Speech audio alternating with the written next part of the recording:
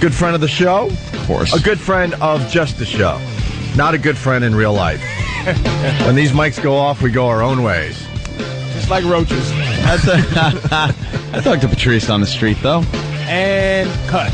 Yeah. We never really go that... we never really talk about anything that in-depth on the street. It's usually we're walking to the same parking garage. Yeah, because your left leg is just shaking to get out of there.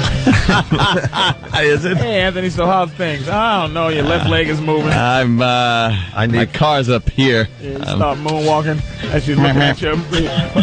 Anthony doesn't like spending any extra time in New York City. That's his whole thing. That is true. Show's over. Get out. He gets antsy if we're meeting about the show, and then walking to his car if there's a little small talk on the curb. No, I got to get out. I'm a get out of New York kind of guy. He does a Starsky and Hutch roll right into this big yeah. I saw, speaking of only friends on the radio and not in real life, I went and saw Patrice at Comics very recently. And the whole clan, too. The whole clan was there. That's called the Philly Crew. And first of all, I haven't seen you in a while. Holy S. Are you just riffing up there? Sometimes. It's not. No, I bow to you. There's a direction I'm going, but I actually bow to you because there's not a lot of comedians that are brave enough to just go up there and riff. They got some general ideas. They're going to go some places. But to me, I'm like, he is just making this up as he goes, and he's killing. And they gave you a standing ovation at the end of the show, and I need to tell everyone that today. I'll be honest, it was the crowd was. I'm not even, I'm not an ass kisser. I usually hate the crowd. Yeah, sure. But the crowd was ridiculously happy. I don't know what was wrong with them. It was almost like I felt bad if I didn't do well. Yeah. Sometimes you come in and you see some faces you don't like. Yeah. My new hatred is white foreigners. So anytime I see white foreigners, I go, good. I get to just maybe make them leave. What, like French people? Or? Just any white people that aren't from here. Yeah. Right, okay. And they just sicken me. They got that look. And here's what bothers me about them. They look at you, they don't understand what you're saying, but instead of being humble enough to go, I don't understand this language, they look at you like you're not funny. Wait a minute. Instead of going, I don't know what he's really saying, but they have a look of, this is awful. And I gave him a French accent, but it's all of them. All Czechoslovakians, and just their money's worth something here now, and they're just arrogant. And they just show up at different shows just to have an experience. But that crowd was ridiculous. That particular night, the crowd was, I don't know what was wrong with them. A Friday night, they just were happy to be there. They were loving you. And the other thing is you sit the whole time now. Patrice sits on a stool. The hell are you, Cosby now? What did you do? Hold on a minute. I'll tell you about it. I'll tell you why. He sits on a stool, and I'm sitting there in the audience, and I'm amazed by that he could hold court at this place, Comics, which is a nice comedy club. And he sits on a stool for over an hour and just has the crowd in his hand. That's amazing to me. I started doing that from depression. but I couldn't afford not to do comedy. So when I was depressed, I just sat down and started talking. It's like, screw it, I'm just going to sit here and talk, and if they like it. But he didn't get up once. He got up to leave the stage.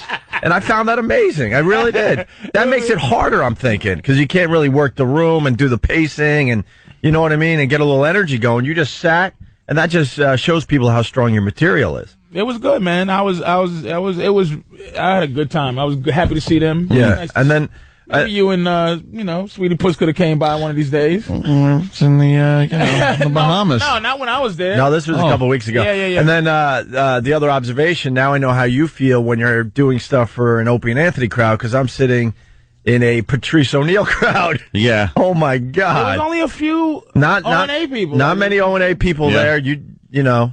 There was only a few. And then, this is where I was leading to, friends just on the show, because then kind of hanging out on the sidewalk, and you and your lovely lady, thanks for coming by, and then you guys kind of just walk off.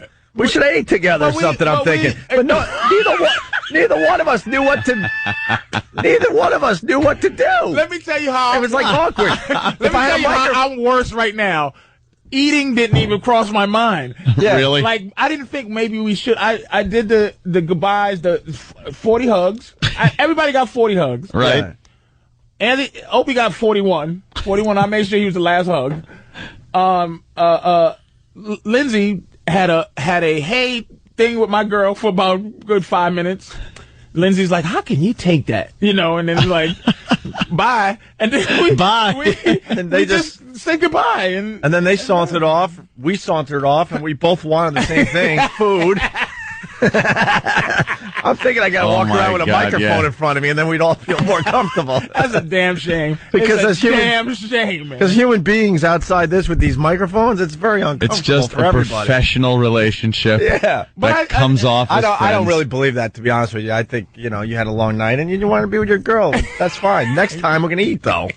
We've been saying this forever. We're gonna eat again. We ate one time. We had a great time. We was in the meatpacking district, so there was plenty of meat somewhere. You know, lots to eat. They're all about meat in the meatpacking district.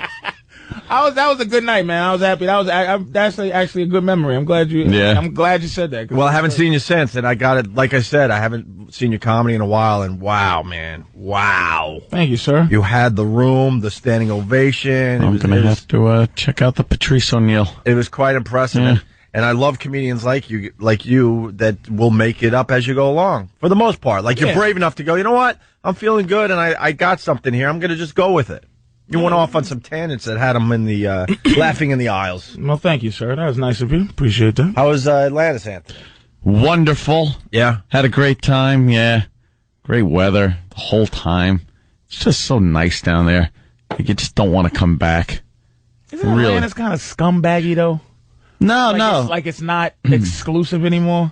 No, there's this place there called the Cove now.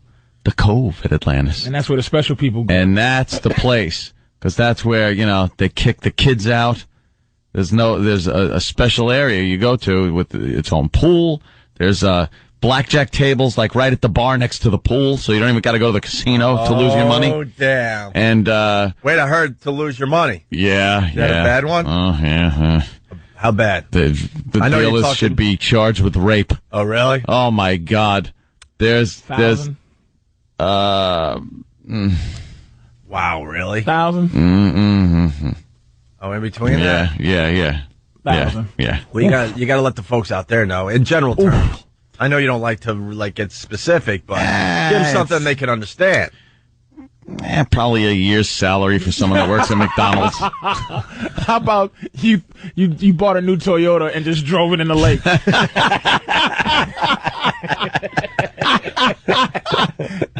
Yeah. I told everybody, watch this. That's pretty much it. Drove it into the ocean, waited for high tide for the thing to just float out to sea. Toyota.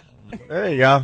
So you drove it into the lake. That's pretty much it. So you took a hit. You took a hit down there. Yeah. I've never seen dealers pull out more blackjacks than this time around ever in my life. Yeah.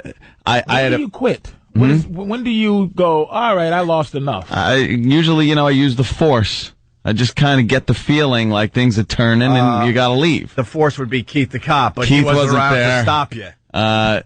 Usually has a guy around to stop him. Like, now let me tell you, to go home. You didn't take Keith with you? No, why am I taking Keith? I mean, he would have just been all right. Nah, screw Keith. Is that an expensive? That's not that expensive of a trip just to go. No, ain't gonna take Keith. I'm taking Keith. Me and Jill. Keith and his woman. Just let him stay in the room. Keith used to be your friend, remember? He's still my friend. Here a couple months ago. He's you like guys my were pals. personal assistant. Remember Supercar Weekend? You guys were like Starsky and Hutch. Personal assistant. Now he's that. Oh, the help. Now when JN comes in, it's just like he's the help. JN. Don't need you folding my socks, dear gentlemen. Could you just leave? Is he still cleaning your underwear at least? Of course he is. All right.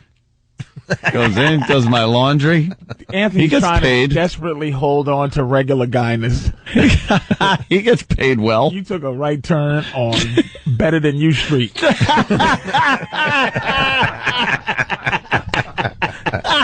I'm better than you. You took a right turn, and you trying to, from time to time, you look over at one of the guys' street, and they like, "Hey, Anthony!" It's like, roll the windows up. Well, kind of keep going. So blackjack tables right at the pool? Yeah. That's insane. Yep. I had a pretty... right at the pool bar and all that? Right there. Oh, boy. I had a pretty good bet. I wasn't betting crazy. I couldn't get any traction at all. Usually, if you could get a little traction at the beginning, when you sit down and build up a little pile, then you could play it. I really wasn't getting any. They were just raping me. It helps the nerves if you can win early. Yeah, you win a little early, and then you know you're at the table. You could pull back a little. You could then kind of change your bets up a little more. It's a lot easier when you win at the beginning than when you're fighting the whole way. So this little place, do you have to pay to get in there, or is this a place where adults go to escape? That's it. But it's not a place where you pay already and then you're just in the Cove. Nope, you make reservation at the Cove. You got to get a wristband to go to the pool area. You can't go into the pool area if you you don't make have a reservation wristband. To go to the Cove. You got to you reserve at the Cove. And what time was you gambling? Like, what time is gambling time? Usually after dinner, so 10 o'clock at night. Oh, so the pool is open. Oh, no, I wasn't. Not the pool table, the casino. They actually have a casino there. But during the day, I wasn't gambling during the day until the last day we were there. I didn't even realize there were blackjack tables there. So I Thank God. Thank God I know. You. Exactly. Thank God. So it was all about like this one situation that happened. I had a 21, not a blackjack, but I pulled a 21, and the dealer's got a 4 showing, pulls over, turns over that 10. 14, and then just hits a 7. But you're thinking, I'm looking real good. Yeah, of course. When the dealer's showing a 14, you got 21. Anyone would think, all right, I got this. You're looking good. There's the 7. So we push. And they have to hit on anything lower than 15, right? No, it's 16. They got to hit. 17, they got to stay. 17, they stay, right. So I go, you know something? Let's let it ride. So boom, boom, I got a couple of kings out there. So now I'm holding a 20. So on a push, you're now sitting pretty with a 20? Now I'm sitting with a 20. Oh, my God. Dealer, another 21. Oh, my God. Pulls out 2 21s in a row and takes, and that was the way everything went. How much did that cost you, that hand? That was like a couple of grand. Oh, my God. Yeah, that was a pretty good hand. That's a tough way to lose there. The big hands, I was losing on all the big hands. When I pull back, I'd win a little bit here and there, but the big bets would take a dump. So, but it really it wasn't about the crazy gambling like it usually is when I go to any place with a casino. Because you're in love. Well, as Patrice says, JN. JN was there, baby. Was there, so. And she sees some of that future money going out the window. She's like, is this necessary? See, back in the day, you gamble, you had nothing to live for. Nothing to live for. That's sort of what I was getting at. And Anthony doesn't want to show all his cards yet in front of the new lady. He's just trying to hang in there. You have one last bit of Freon left in that air conditioning mind of yours. There's one last. This is it for Anthony. There's a screw left. This is it. From back of the refrigerator when he used to fix the cooling system. You're just like, I'm not going to. That whole saying, remember where you came from. That saying is stupid. It's based on, look, remember where you came from so you don't have to ever go back there. It's not like remember where you came from so I can just, I grew up with roaches, so let me have a pet roach just so I can get down to earth. Yeah. Forget it. Hey, did you run into Eddie, the coconut man? No, I didn't go to that side of the beach. I stayed by the Cove. The Cove's got a great beach. That was scumbag days. That was regular guy. That's regular guy place. This guy has been regular guy. This guy has been making coconut drinks down there for who knows. The beach at the Cove there had to be 3 people on it, and it's all nice and sandy. They don't have like the big rocks like the other beach. The other beach sucked. Yeah, I hated it pretty much. Beach. That's why I've never gone back. I think the place is amazing, but the beach sucks. Now I got to check out this new side. That place is the place. Fresh, like right out the ocean fish, all kind of crazy good stuff. Oh, yeah. Grouper fish. Food. They got big grouper fish and grouper. Is it not grouper? Yeah. What's the one that they call the poor man's lobster? I don't know. Anyway. There's one. Anyway, they have those big giant the fish that look like Edward G. Robinson. They look like Edward G. Robinson. Those are groupers. Those are groupers, right? Yeah, they're just massive. They're as big as that couch. Oh, they're crazy. But so you were just having. You don't even know how they're still floating in the water. Yeah, the restaurants are great. It was a good time, man. We and college girls aplenty, huh? Oh, there were college girls that were celebrating their graduation by getting so intoxicated, it was hysterical to watch. They're all in their bikinis dancing with some of these Bahama girls that would, they were in bikinis with their big fat asses. Some guy twirling a 2-edged torch. The DJ's like Hawaii. The DJ's spinning, and these girls in the Caribbean. Girls are drinking, and they're going to the bar. They keep going back and getting drinks that were just multicolored. Drinking green stuff, red stuff, blue stuff, and they're just slamming them and dancing on the couches and the tables and just getting hammered. I'm looking. You and JN was just sitting there, just laughing at the kids. Just laughing, looking, going. They are going to be vomiting, projectile vomiting. 5 like years ago, he 2 looked at hours. that and was like, "Oh God, look at these young delicious." Well, that's right. Now he's like, "Look at the crazy kids, right, boo? Look at the boo." That's why I said to Anthony in the office. I said 2 months ago you would have joined him. And now you're watching sitting from on the afar beach with a martini bucket and 2 straws. The love martini bucket. Just looking at him, go, look at the children. Yeah. Jay. What are they doing? All right, listen, we got to take our first break. Kids. We'll talk more about the Bahamas, Atlantis. Yeah. Also, we got to talk about Imus messing up again. Yeah. So they're saying. We got the audio. We're going to play it. This is just silly. I think it's. I don't know I don't know what to think. I don't know either. We'll get into that after the break. And the great George Carlin died yesterday. And you're kidding? We're off the air the day George Carlin dies. Are you kidding me? He was a true friend of the show. We met him back at NEW, 8 years ago, something like that, and he did our show over the years. And he's just a great, great guy. Always interesting when he came in to talk to us. And he was just here a mere few months ago. And regular news, I was talking to somebody in regular news. They was like, they're not covering his death enough. Hell no, they're not. But they are though. No, they're not. This Tim Russert, I'm sure he was a nice guy, but George Carlin was way bigger than Tim Russert to us. But to the regular comedians are looked at as bums. And for him to even look, Richard Jeni didn't even get. I don't know if he was even on TMZ when he died. But let's be honest. Don't compare George Carlin to. I'm not comparing George Carlin. I mean, Richard Jeni to George Carlin. I'm saying George Carlin, for the news to cover the way they did, even that was big for a comedian. Yeah. Dude, for a comedian. From a cultural standpoint, George Carlin was one of the biggest ever. He's my second best ever. Him and Pryor, and that's it. Oh, you have to go with the black guy first. Comedy's dead now. Comedy's dead. I said it yesterday. George Carlin was the greatest comedian I've ever seen live. He was second. Who did you see?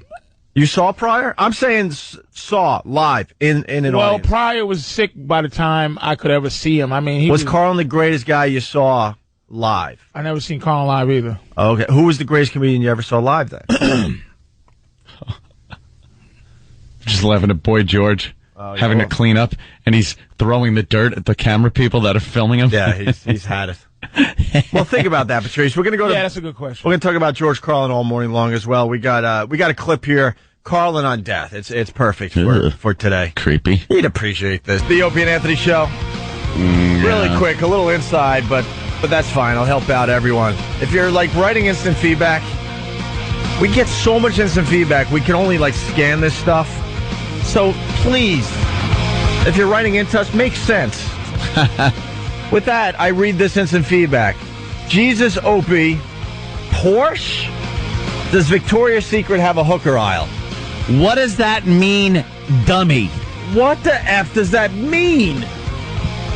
What does that mean, you idiot? All I know is we were talking about Anthony's trip to Atlantis. Mm-hmm. We were talking about George Carlin a little bit. Yeah. We were talking about Patrice and his great stand-up comedy. Yeah. And this comes in. What are you talking about? People actually think they're making sense, or that we're in on some inside joke that they're doing. I don't know what that means. I have no idea. Phone number 877-212-ONA. So, Patrice, the greatest comedian you ever saw live. You were in the audience, or you're at the side of a stage, or you're waiting to go on after him or before him. Why bother? Yakov Smirnoff. End the story. The best comic I ever seen. This is a weird thing. For me, like I said, it's Pryor, Carlin, and then people can fight for third. I don't, Yeah. The best live comic I ever seen was Dennis Wolfberg. Oh God! I know that sounds just ridiculous, but I used to work at a comedy club. Yeah. When I was coming up, and Dennis Wolfberg. Yeah, sure. I to this day, I never seen a better professional comedian. But wow, not anything in my heart, but just watching a guy work. That's what I'm saying. I know it's a big drop off from like the best. Like the best I've ever in my life. And the reason Carlin's 2 and Pryor, they're really 1 and 1A. You know what I mean? It's that Pryor, I thought he was godly funny, meaning if he was just God blessed funny. He almost didn't need material. He could have just went up there. He was humble. He just talked about things. He never was preachy. He was poignant without trying to be. Well, and Carlin was as good at communicating. Like anybody who can talk about not believing in God and deal with that uncomfortable. They were amazing, both the same in their certain way. But I just think Pryor was. If you could say, okay, that's what funny is, if you see it, that's Pryor. You know, you brought up a good point in there somewhere. There's a lot of comedians that aren't funny. They have a funny act, but they're not funny people. Richard Pryor was a funny person. George Carlin was a funny person. There are guys, and I'm not going to name names because that just wouldn't be cool. But fun. But we're lucky enough to get a lot of the comedians rolling through our studio, and there are a lot of them. Not a lot. There's a bunch of them that aren't funny.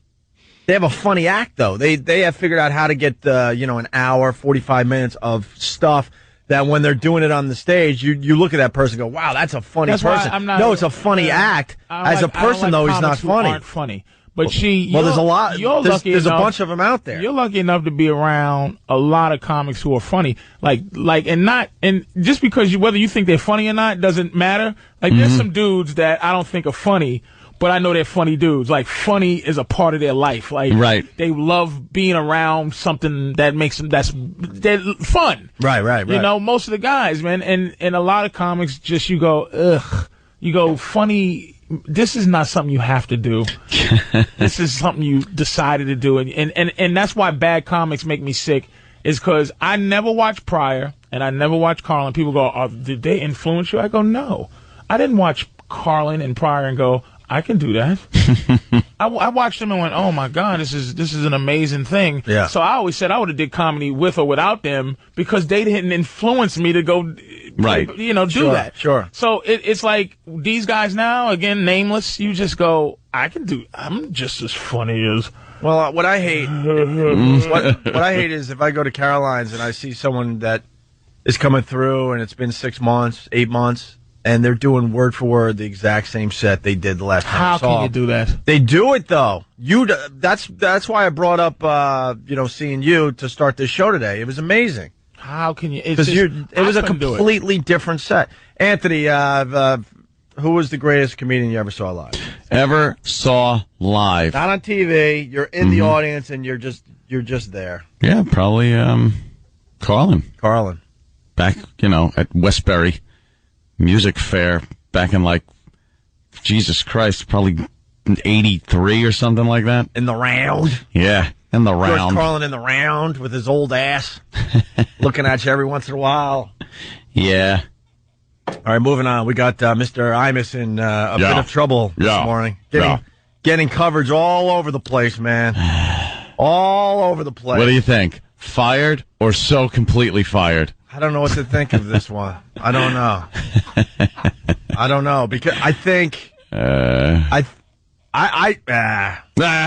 first time it screwed up, I still don't see it. Sorry, I don't. Yeah. They've been playing that clip all morning long. We're not allowed to play it on radio, even though we're trying to discuss this like a news station would discuss it. Yeah, they play it on the news. But if we play it on our radio show, they'll dump out of it, and then we'll have to have a meeting, and who needs that when you want to get, out of the city right after the show?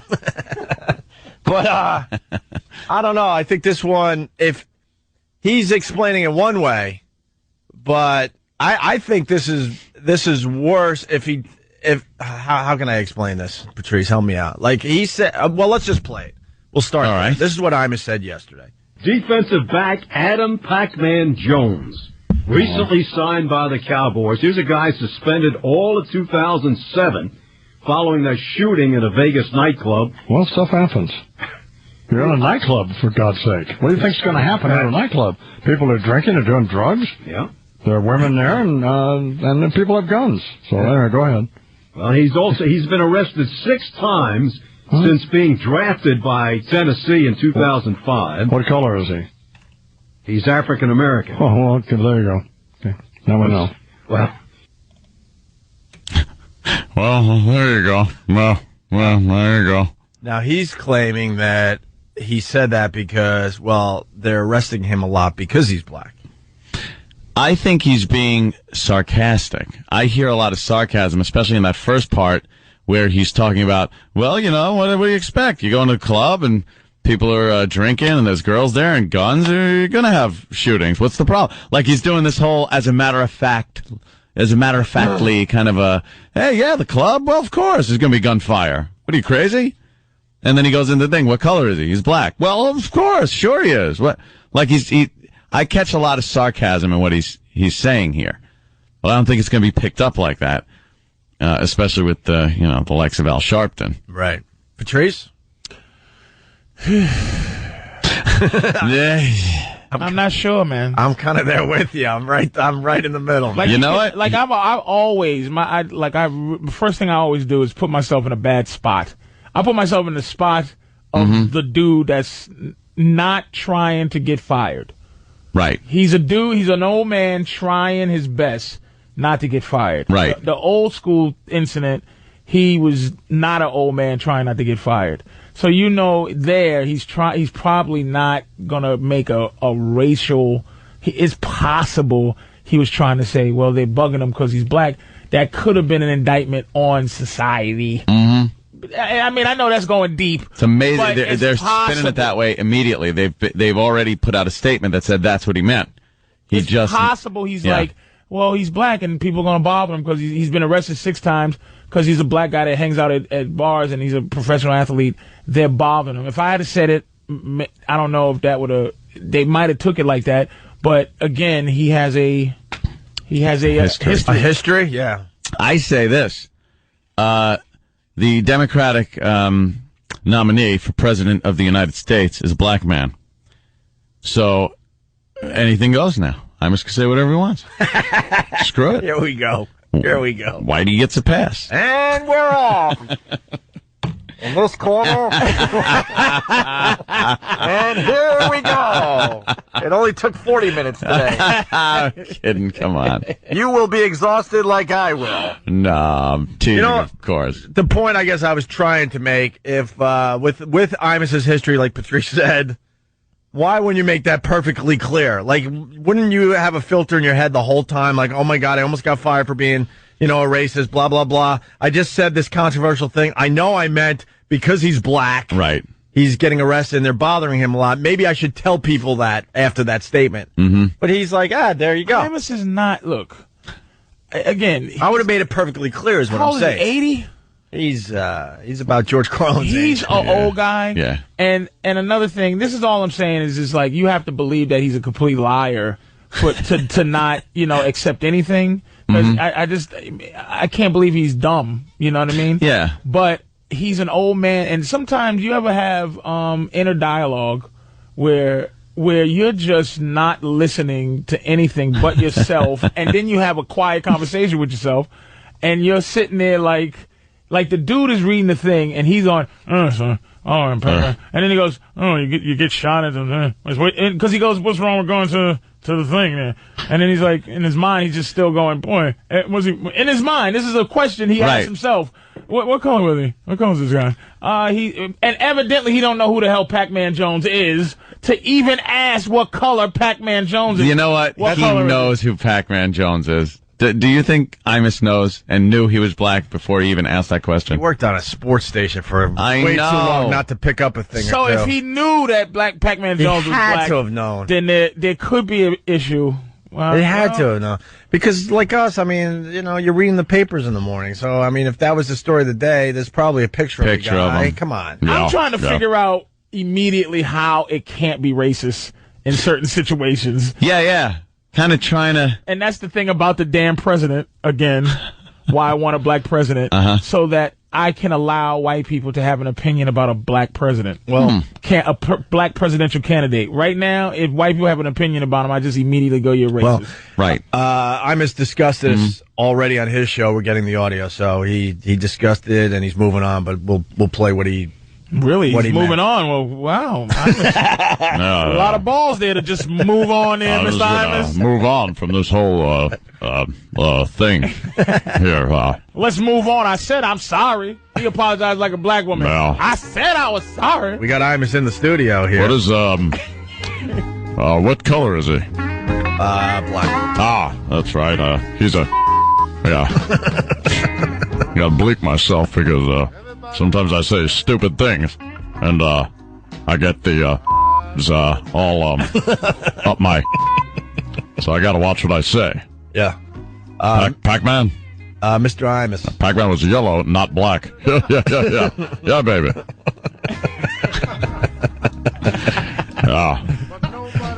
Mr. Imus. Yeah. Reverend Al Sharpton's going to have a statement in the next couple of days. He's going to look into this latest faux pas. He could kiss my black ass is what he could do. Yeah. Oh, shut up, jerk. You don't have a black ass. No, he does. Big fat ass. That's what I call him. At home with the doors shut, the lights out, soundproof room. I have my room that I go into. Is that known as... It's the room that I just go into and scream that word over and over again. Well, other people would call it a panic room, sir. It's completely soundproofed. Yeah. And after every day, I go in and just scream the word over and over again as loud as I can. Yeah. In your panic room. Yeah, a panic room. Because if you said it in public, there'd be a lot of panic. Yeah. I do call it the room, though. Yeah, I understand. No. I'm just cleaning it up for you so you don't get in more trouble. It's Imus. It's not Anthony. You can't get in trouble doing this voice. You're speaking of characters. Yeah. Oh, that's pretty funny. What? Does my garage say dead Pac-Man storage? Because storing dead Pac-Man ain't my business, Jules. Wow.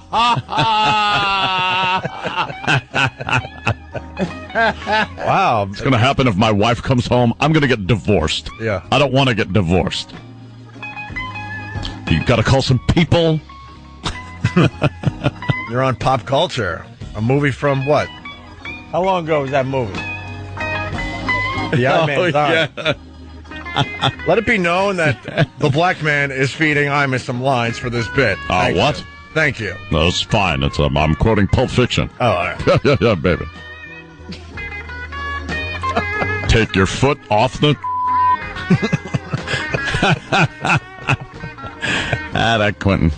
He uses that word a lot. He likes that word. Certainly does. Jesus Christ. I think you like that word too, Mr. Imus. Yeah, I love using it. Yeah. So I go into my panic room. It's a panic. Never invited anybody in there.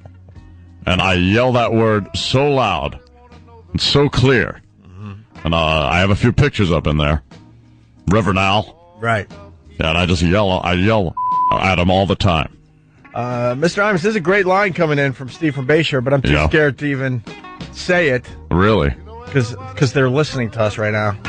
But you know, Pac-Man is a video game. Yeah. Old school video game. There might be another old school video game out there that we could reference with Donkey Kong. Well, I wasn't going to How's your Donkey Kong? I used to say that all the time.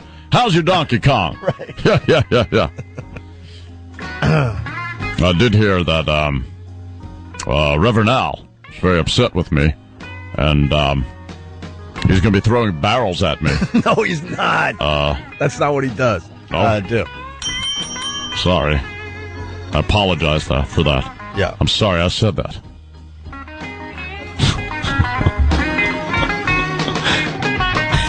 Come on. There's some coming in that are just completely off limits. Of course. God, I hope Obama wins. I can say all this stuff. Free reign? What do you think? Not at all. No, not at all. No. You don't see those mainstream media using the N-word. Oh my God! What are you going back to just saying it instead of saying the N-word? Hell no! It'd be much worse. All right, listen, we got to take another break. Much worse. Yeah, we're gonna get the Imus explanation after the break. Yeah. We got Patrice O'Neal sitting in for Jim Norton today. You promoting anything there? I'll be at the Houston Improv on July 4th, 5th, and 6th. You're doing the improv tour. Houston, Texas? Houston, Texas. Be careful. They don't like down there. What, they don't like Pac-Mans? Yeah, that's what I meant. I'm sorry I said that. I apologize that I said that. All right, we're going to go to... there's two for Tuesday.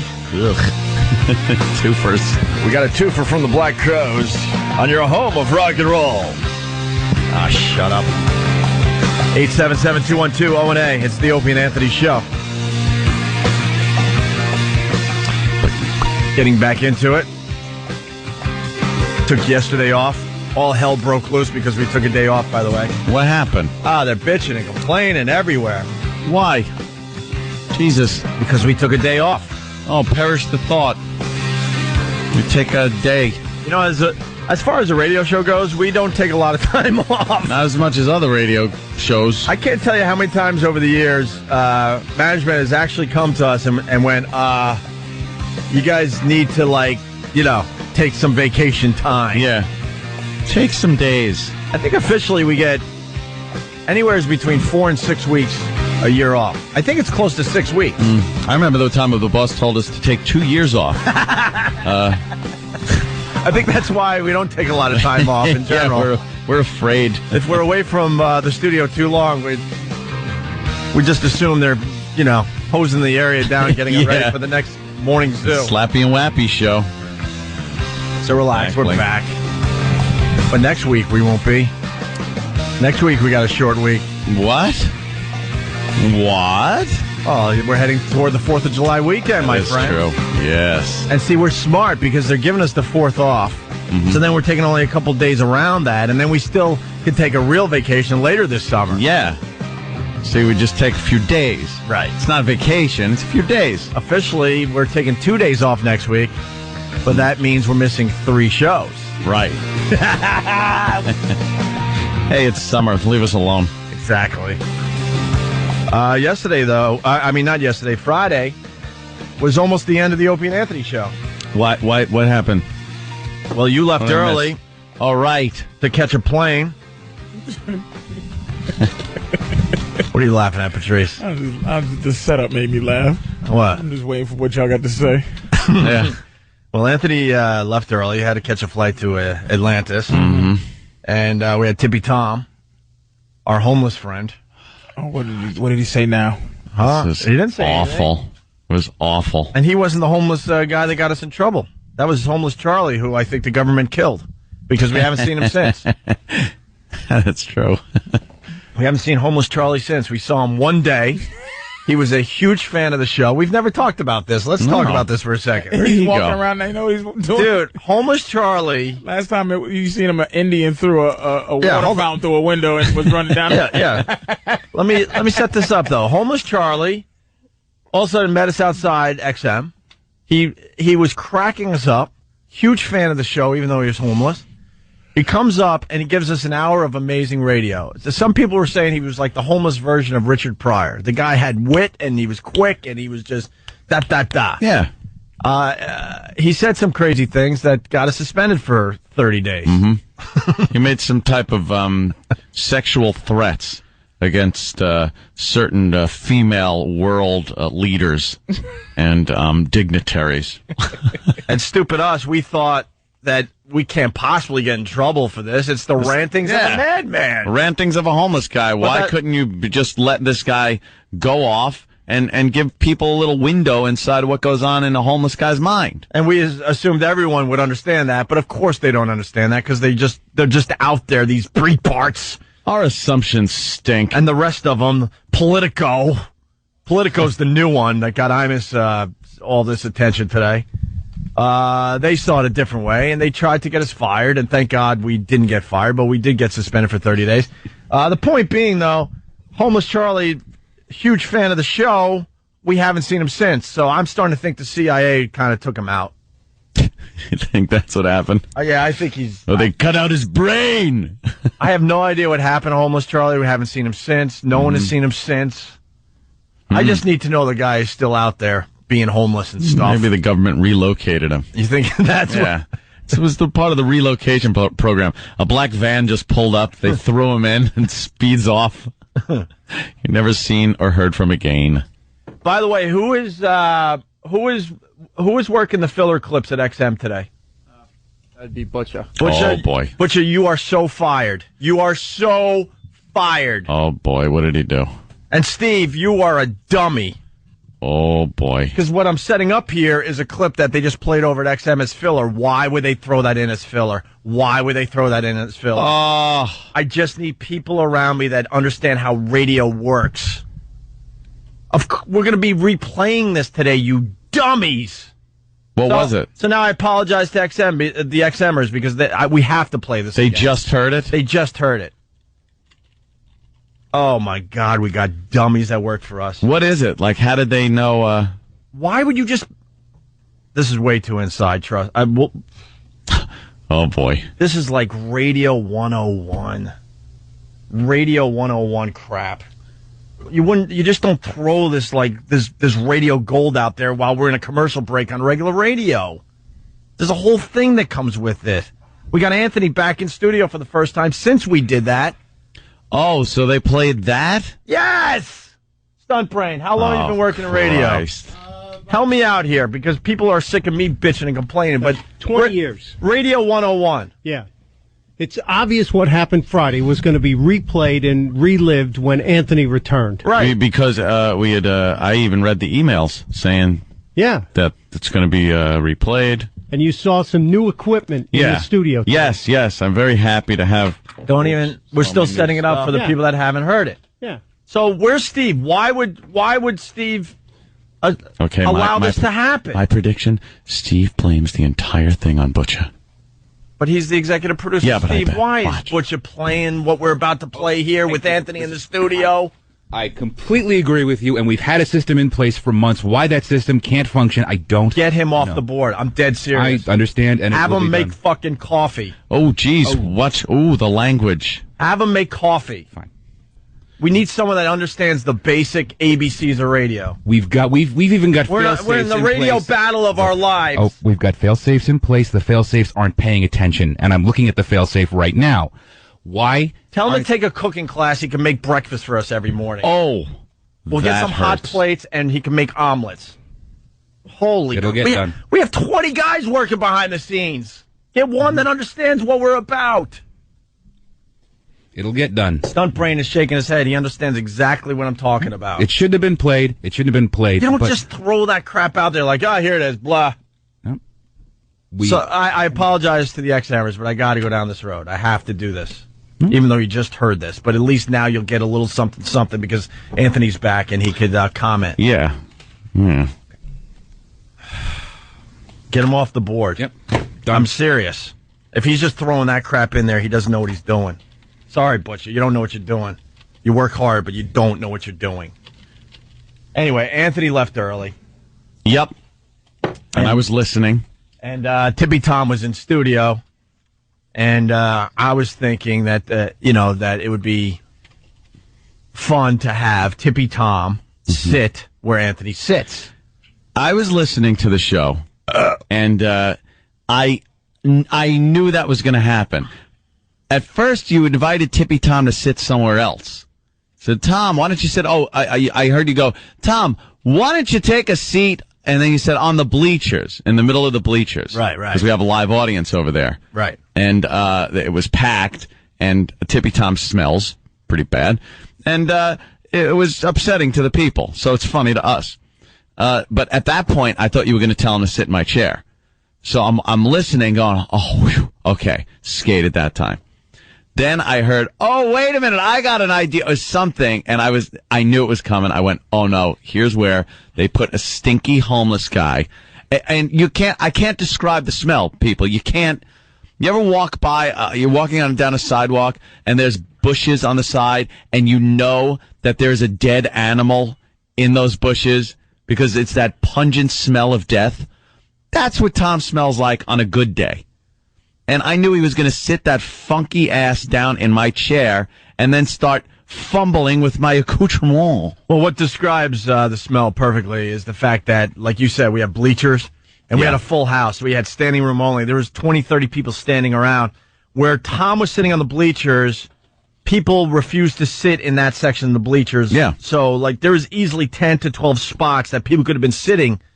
But they chose not to because the smell was that bad. He has a smell force field around him. Right. That no one can penetrate. We could put a picture up of Tippy Tom on ONARadio.com. You could smell him by just looking at the picture. Yeah. It's there. You took it on Friday. It's in Opie's eye, but I'll move it. All right, very good. So anyway, I decided that Tippy needed to sit in Anthony's chair because Anthony, went home early.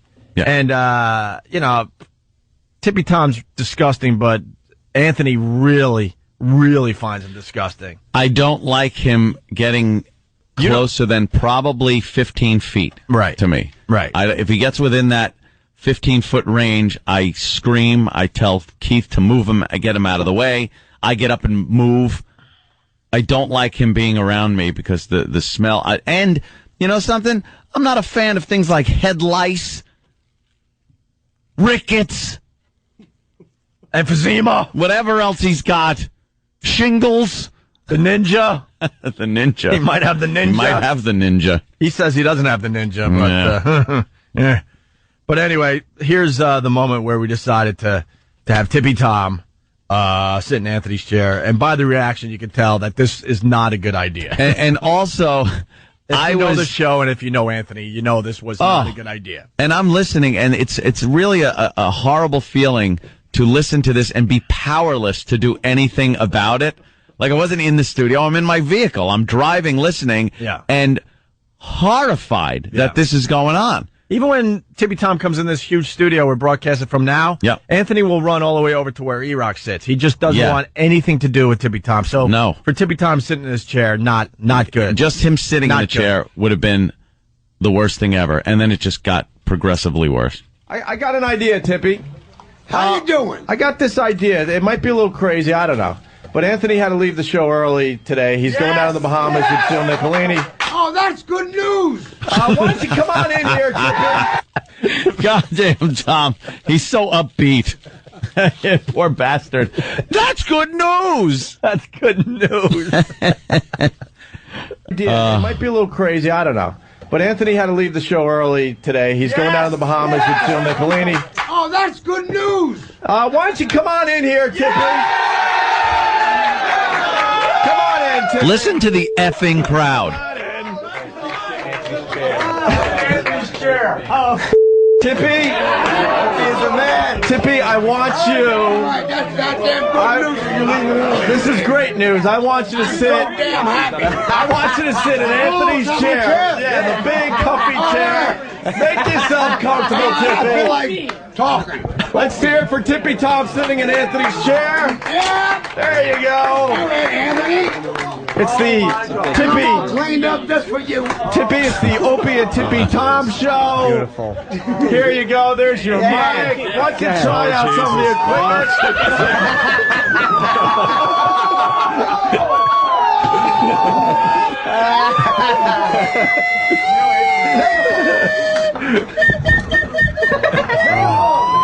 Tippy. Here's my new song. Wait, play that whistle for everybody. Okay, hold on. Let me get it right. There you go. Playing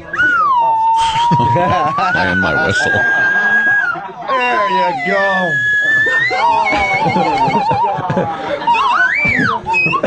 Tippy Tom. Sitting in Anthony's seat. By the way, the video's up on YouTube. Sam got it up there this morning. The search is Tippy Tom sits in Anthony's chair. I believe we'll link it to ONARadio.com as well. You know it's been in his mouth? Yeah. And he's playing my friggin' slide whistle. Yeah. And you're listening to this in your car, right? Yeah. Again, you had to be losing powerless. your mind. I was going crazy. And powerless to do anything about it. Yeah. He is such a disturbing individual to have around you. The smell, the sights, knowing that he's constantly reaching and grabbing at himself through those disgusting underwear. And there he is, touching all my stuff. Ugh. And Anthony finally had it, and he decided to call into the show. I had to. Hi, who's this? We had Tippy Tom answer the phone. That animal out of my... No! The animal's not here now. I will not I will never use any of those things again. I want everything disinfected, the entire side of the studio, and I will not sit in that chair. You're out of business now, buddy. You're fired. Oh my God! Oh my God! What I don't understand is why you ain't playing no rock and roll around here. I knew this was going to happen too. I knew it. The second I left, I'm like, why haven't they sat him in my seat? I know these are going to do that. He's having a ball over there. He's touching everything. Yeah. How is a guy like that homeless, man, with the wit he has? Yeah, that's wit. He's got other stuff that rhymes with wit in his pants. That's why he's homeless. Look how homeless he looks in your chair. Look how homeless he looks in your chair. That's he's the only so way to poor describe and it. so homeless. Get some of these pictures up on onaradio.com for the folks. He's just a piece of wit. He certainly is. And then it continued. Tom, don't put your mic. Your mouth is not far enough. You have to move your mouth Yeah, you closer to the get closer microphone. to the mic so we can hear you. Get closer to the mic, Tom. He can't hear you. I got the headphones on. No, but get closer to the mic changed. His lips are This is touching good. it. Now I know everything I can't use anymore. The mic, I'm taking the mic off and throwing it in the garbage. Is your name Mike? Oh, Jesus Christ. Where you been, Mike? You're in think bomb. You might think about getting rid of the chair, too. You started to piss me off, Mike. It's gonna be gone. Yeah. Why don't you When I get pissed off, I turn into the Hulk. And I swear to God, Yeah. I will come after He you. is turning into the Hulk. Look at his legs are green. Well, have fun with Tippy Tom. I'm going to go to the Bahamas. Hey, Tom. Oh! Hey, Throw away everything in that studio. can I go? Well, you want to go to the Bahamas with me? Yeah, why not? Wouldn't that be great? I could just ditch him there and have him swim back. Yeah. And you get to enjoy my company. Hey, Tom. He is a funny guy. Sitting in your chair doing it, man. Look at him. He looks very comfortable. Oh, look at him. Yeah. Fantastic. He knows his way around a microphone. And he's just touching your slide with all your toys. I know. I think we got the megaphone here, too. We got one more clip to play. You have to adjust the Pal Talk cameras with that handle right there, because nobody can see. Wait a minute, let me spray along. No, get rid of that. Every time he touched something, the audience groaned because they just know how you are. Yeah. You know, we don't like dirty, filthy, homeless people to begin with, but you really don't like them. Mm-hmm. Right there, because nobody can see. Wait a minute, let me spray along. No, get rid of that. He's even touching the scent things. Oh, no. Oh, God. Oh, what's this for here? You get nothing. You lose. Good day, sir. Somehow his sound effects are very appropriate. That was Rocky Picture Horror Show. Well, have fun. Rocky Picture Horror Show. I gotta go. Where you going? Rocky Picture Horror Show. Where you going? Where you going? So, thank you. Yeah. There you go. There's Well, I Anthony tell on his you way to what. the Bahamas. And that's how it went down. Rocky Picture Horror Show. What's wrong with it? It's great. He's disgusting and fantastic. I saw that the boys got you all new toys, and they were waiting for you as soon as you got in today. They were still in their boxes just to prove that they were brand new. New wacky horn, a much better slide whistle. See? That one sucks. No. Look. This is the universal sound of,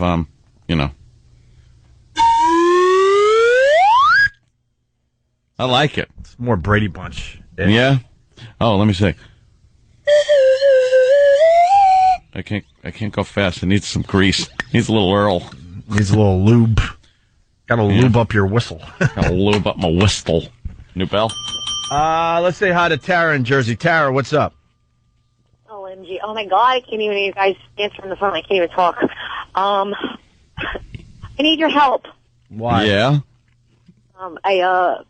I have a lot of men problems, and I can't even believe I'm on the freaking radio. I actually never called you guys ever, and the first time I got through. All I've been right. drinking Heineken since all late night. Oh. They stutter. Yeah. Don't you have work today? Yeah, I do. But that's not until later. Yeah, I have a job. You've been up all night drinking Heinekens? Yeah, I guess for a bit, and now I'm calling you guys. All right. What seems to be the problem? Well, I can't sleep because I got men issues. What's your men issues? We're here to help, and we got Patrice O'Neal here, so he could probably straighten you right out. What's the problem? No, I can't find a man to actually tame me. You can't find a man to tame you? Yeah, I need supervision. Because you're pretty wild? I am super independent, and I can't find anybody that can actually stick around and deal with me. And By super independent, do you mean you're slutty? You have sex with a lot of guys? What do you do? That's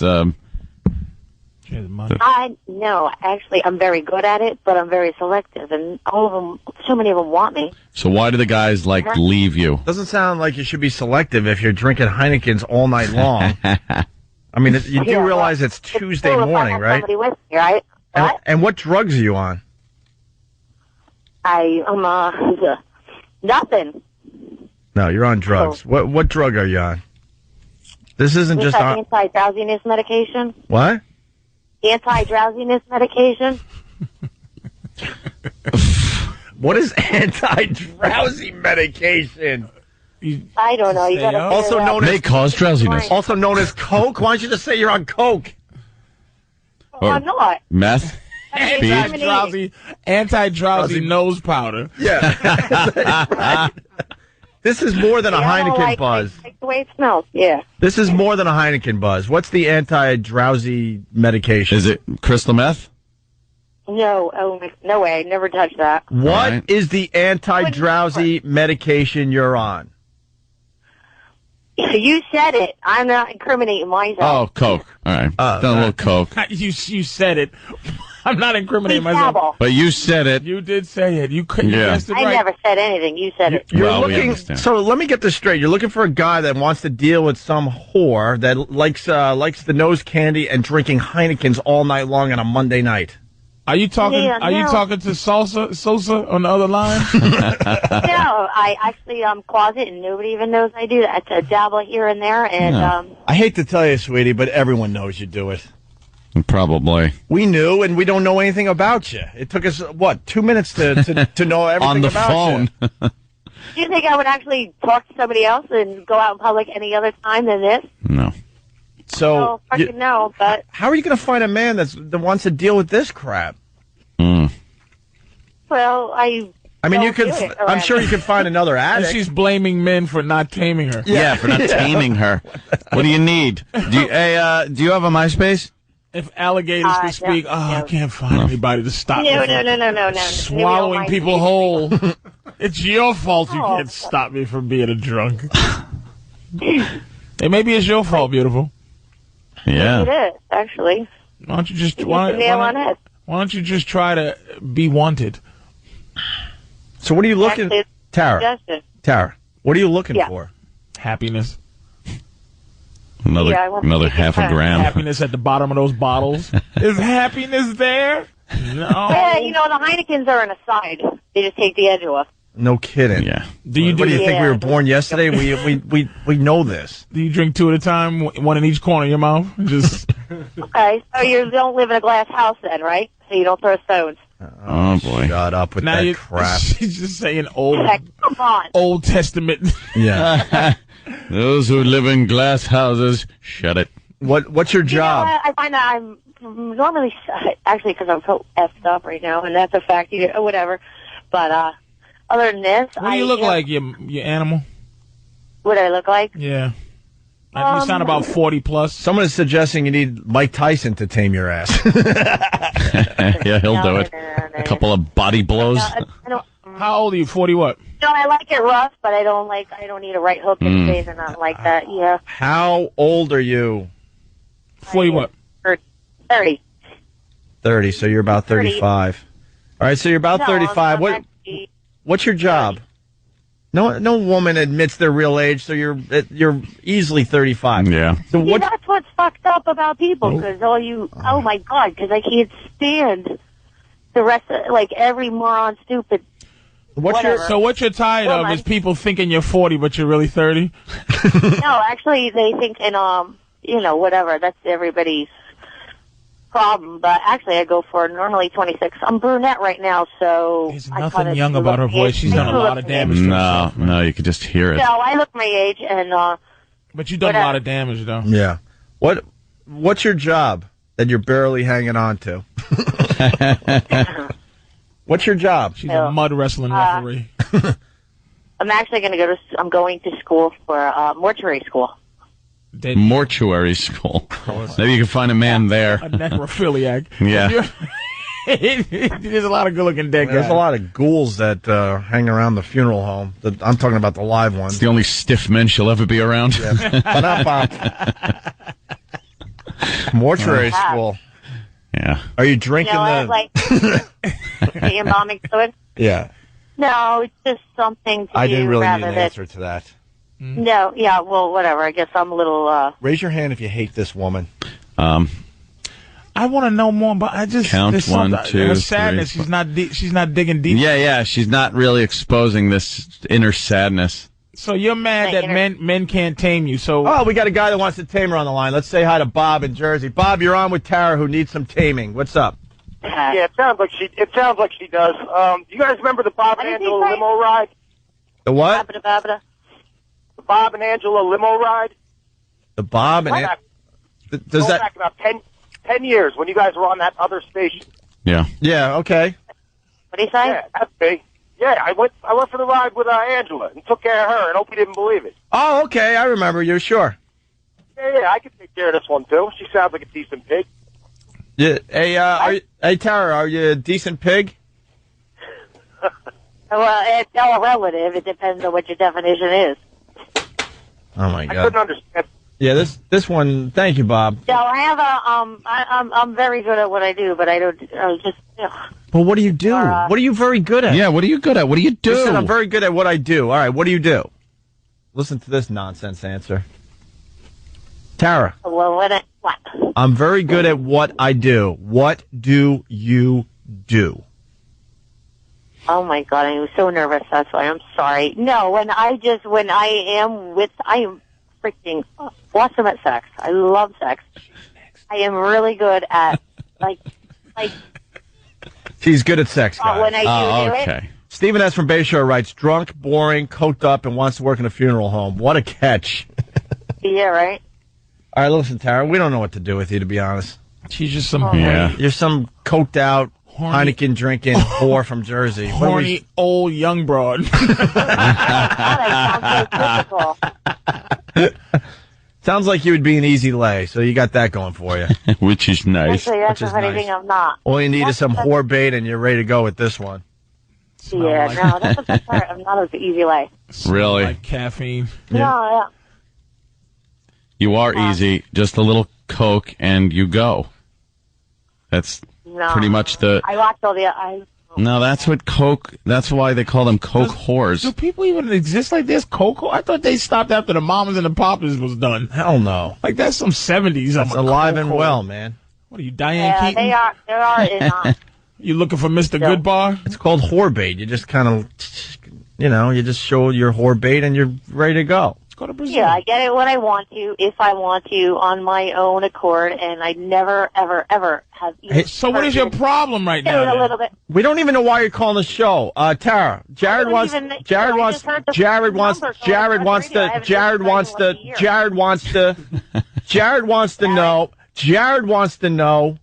do you take it? Jared wants to know. Jared wants to know if you're taking in the fart box. Oh my God. Fair enough question. Fair enough. Oh my God. Fair enough, yeah. You do? Oh, you do? No, I have for a boyfriend, but not on a... Special occasions. Yeah. And for some of that good Coke. That's hilarious. Not a regular... No, that's a special place. Yeah, it's very special on her. Yeah, how did that become the special place? Why is that special? Well, I'll give that up for my boyfriend. You can... Everybody how is that a treat for anyone? Everybody can have where the babies come out, but no one can have where that other thing comes out. Yeah, I'm saving that for marriage. That's the special place, you know. Why is that special? Where the children, where life begins. That's not the special. That's not the special place anymore. But the tubing, that one is. Oh, this is where only wonderful people You can. make a great point. Yeah. What the hell is that about? I'm saving it for marriage. That's the special place? I'm saving it for that special someone. Oh, gee, thanks. Dumpster is my special place. Right. Gee, thanks. That makes no sense. That's not a special place. That's a very drunk night. That's what that is. There's nothing special about it. Only special ones can get. Right, this. I was waiting for the. I got a dirty side, and I never had done it in a long ever, and then I just. Forget that. Why would I hurt myself? Is this Amy Winehouse? Yeah. You're a mess. You are a frigging mess, And if you're Tara. admitting to a few Heinekens and Coke, that means there's some other things you're doing that you're not going to admit to. Yep. No, like what? Ask me. What would you want to know? Gangbangs, the H. What? No. I'm thinking a little the H. Heroin juice. Yeah. Little Yeah, heroin it's juice. like- She just mixes it in her coffee. And special place. Now, I experimented with a lot of stuff when I was Listen to younger, this and then babbling there's ass. parts of things that, like, Teeth grinding. ever. Tongue is Oh, yeah? swollen. Yeah. How many guys at once? Yeah. I never, no 8. No, I bet you 2. No, How many guys at once? 3. I never did more than 1. I've had a girl and a guy. And I stole a girl from her boyfriend Yeah. Yeah. just because it was You fun, must, but, you must be a hell of a catch. Yeah.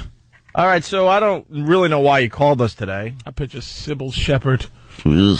mixed with well, you know what? Yeah, I just, the All right, secretary yeah. for All Moonlight. right, Tara, I'll do this for you. what's that? When you have a point, you call us back. Yeah. And we're going to listen to what you have to say. So you go take right. the next 5 or 10 minutes and try to figure out like a thought. Can she take a cell phone All right. picture and send it in? Yeah, send us a picture of yourself too. Or do you have a MySpace or a Facebook? What do you got? I don't have any of those. I don't post anything online ever because I don't trust. I would never do that to myself. You don't trust MySpace or Facebook, but you'll trust some local drug dealer. Yeah, no, I have. All right. No way. All right, Tara, here's your... Yeah, no, MySpace. Where would I send? I send you guys a picture, but I don't. Tara, want here's the where deal. else. You spend the next 5 or 10 minutes trying to come up with a point, and you call us back, okay? Yeah. I will Funny, promise but you I that. Like, Yeah. All right? okay. All right, we're going to hear from Tara after the break. There she goes. For Tara, we're going to do a little of this from Roland. After the break, we got Imus Audio. But Tara, if you're still listening, this is for you. It's Opie and Anthony and Patrice O'Neal this morning. Patrice is trying to. He's showing me. He's pointing to the Fox News traffic girl, going, "Hey, Anthony, what do you think?"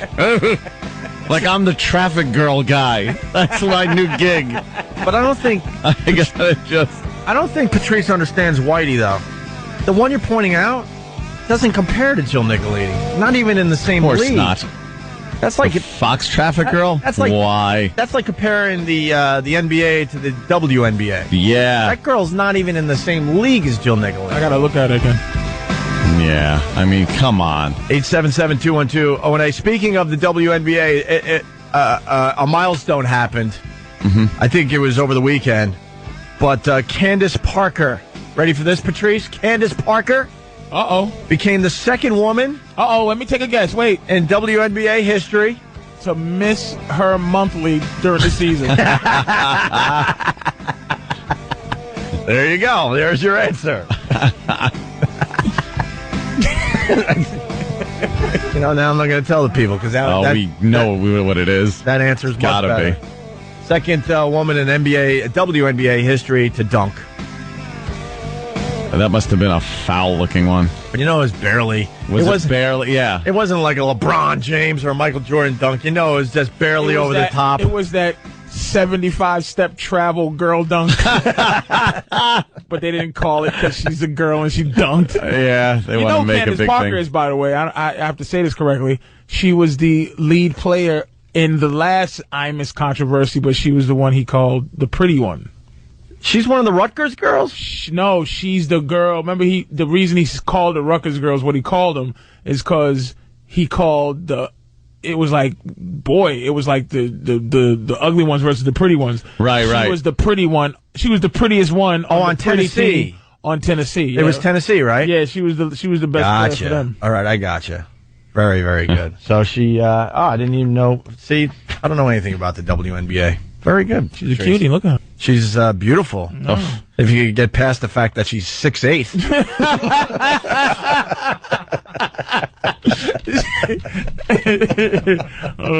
Give it to me. What? How tall is she? Seriously. 6'4". 6'4". Well, imagine walking in somewhere with her. She's beautiful as long as she sits down the entire time. I was at like a party a couple of years with a bunch of WNBA girls and Jennifer. What's her name from Connecticut? She was really good, but I said, man, I'm a big fan. I really think you can play. And she's like, thanks, buddy. Thanks. Thank you. Good looking out. No lie. Just good. Thanks. Thank you. Good looking, dude. That's a guy with long hair. Oh, you don't think she's pretty? I think she's a See, and you gotta go like this. Too manly looking. Squint a little and then put your hand over the rest of the body. Just look from the chin up. From the chin up. Let me see. She's I don't know. She's got a little bit in her. It's kind of like a guy. She's a cutie to me. You like that? Candace is. Wait a minute. But if you go all the way up to her eyes, then she's beautiful. She's a cutie, man. All right, look. Go up There's to nothing manly about her. Go up to her eyes, and she's beautiful. The nose, she's still beautiful. It's the chin. Something not manly, something boyish looking about her. Well, she has to play basketball. I mean, I think. There you go. Zoom in. Come on, E-Rock. Now, can we see her face? I mean, a woman doing manly things. See, look at that. That looks not like a cutie pie? That looks like a junior high school boy. Oh, we just stop. Yes. Candace is a cutie. No, she's beautiful, man. When you see just her face, absolutely, yeah. She's a cutie. I want to see one girl in the WNBA that just has massive boobies somehow fell through the cracks, and those big boobies didn't get in the way. See her slow-mo dunk. Slow motion just slow motion just dribbling up the court with those big boobies. Ka-chong. They would get. Oh, wow. Is that her? Yeah. Come on, are you not well?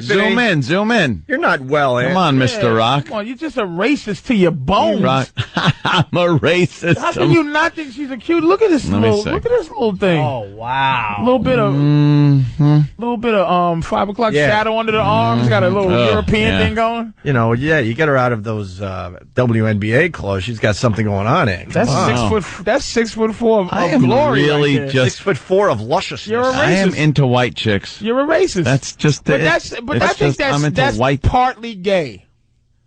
What? You now are insane. There's a gay tinge to somebody who doesn't like all women. No. I think it is. I'm xenophobe. Nobody racist. There's no racism that goes that high. Like Hitler would have been like, well, she's cutie pie. She's from Africa. But I'll take it.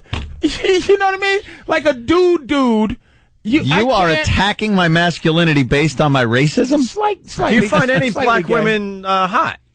No, he's a racist. But that girl she's definitely hot, man, and she's more white than black, by the way. That's what I'm saying. Not even Anthony's so. No, that's not true, because I probably name one black girl you find hot. Back in the day, I probably would have had sex with what's her name? Stupid. What, before you joined? Somebody has to say stupid. Francine. Oh yeah, like stupid Francine. You're right. Francine is. I probably would have had sex with her. Francine is built like a boy. No, Francine is. I'm just saying she's black. Cut me some slack. I can't Jack. do that. You're not allowed. You're not allowed to go. You know what you're not allowed to do? What? You're not allowed to go. Hey, that black girl. Like you're supposed to. Just any hot-looking black girl. Sleep with anything.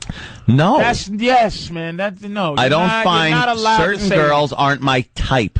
One of them sleep with? I'm not saying to marry. No, I need to. No guy has a type that he sleeps with. Dude, you don't get physically attracted. Sex isn't better when you have a visual stimulus. You don't like looking at a girl and going. A hot girl is a hot girl. Not in my book. On every level. I agree not with in my book. I agree with Patrice. No, there are certain girls. Yeah. Now there's hotness. There's order of hotness. Like I would put Latin women 1, black women 2. Wow. But Patrice your list is upside down of mine. But see, Patrice is as racist as you are. You guys just are different colors. Yeah. But he would still sleep with a white girl. That's what I'm saying. I look at a white girls are hot. But you wouldn't sleep with a black girl, though. Is what I wouldn't look at a white girl and go. It would have to be the perfect. She's white. It would have to be the perfect black girl that has something else in her a little bit. It would have to be like mix. Really? A mulatta.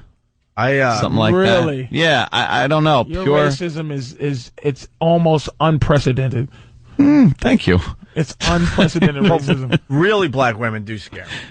They'd have to what do you mean, really black? Like attitude? Well, no, that's intimidating. Skin, just imagine that. You best do this right, white boy. And you're sitting there just going, "Oh no!" You're packing monsters.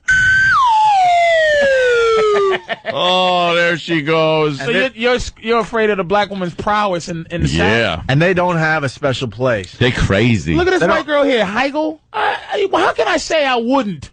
But that's different. How can I say I wouldn't? You're not as racist as me. That I'm as racist. Like white women bug me, but you go, it has nothing to do with sleeping with them.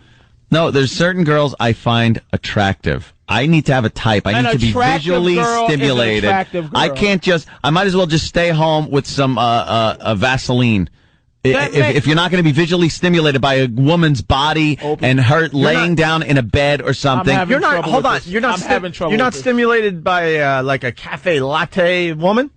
Maybe it would have to be, like I said, the right one. I'm not just going to grab any sister and throw her in a bed and think she's hot. But you don't find them hot whatsoever. I walk down the streets of New York here, and you see like a beautiful black woman coming at you. I'm dying. You don't even have to explain. Look, Mexicans aren't my favorite looking women.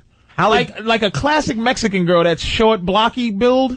But but there's like Penelope Cruz or one of them.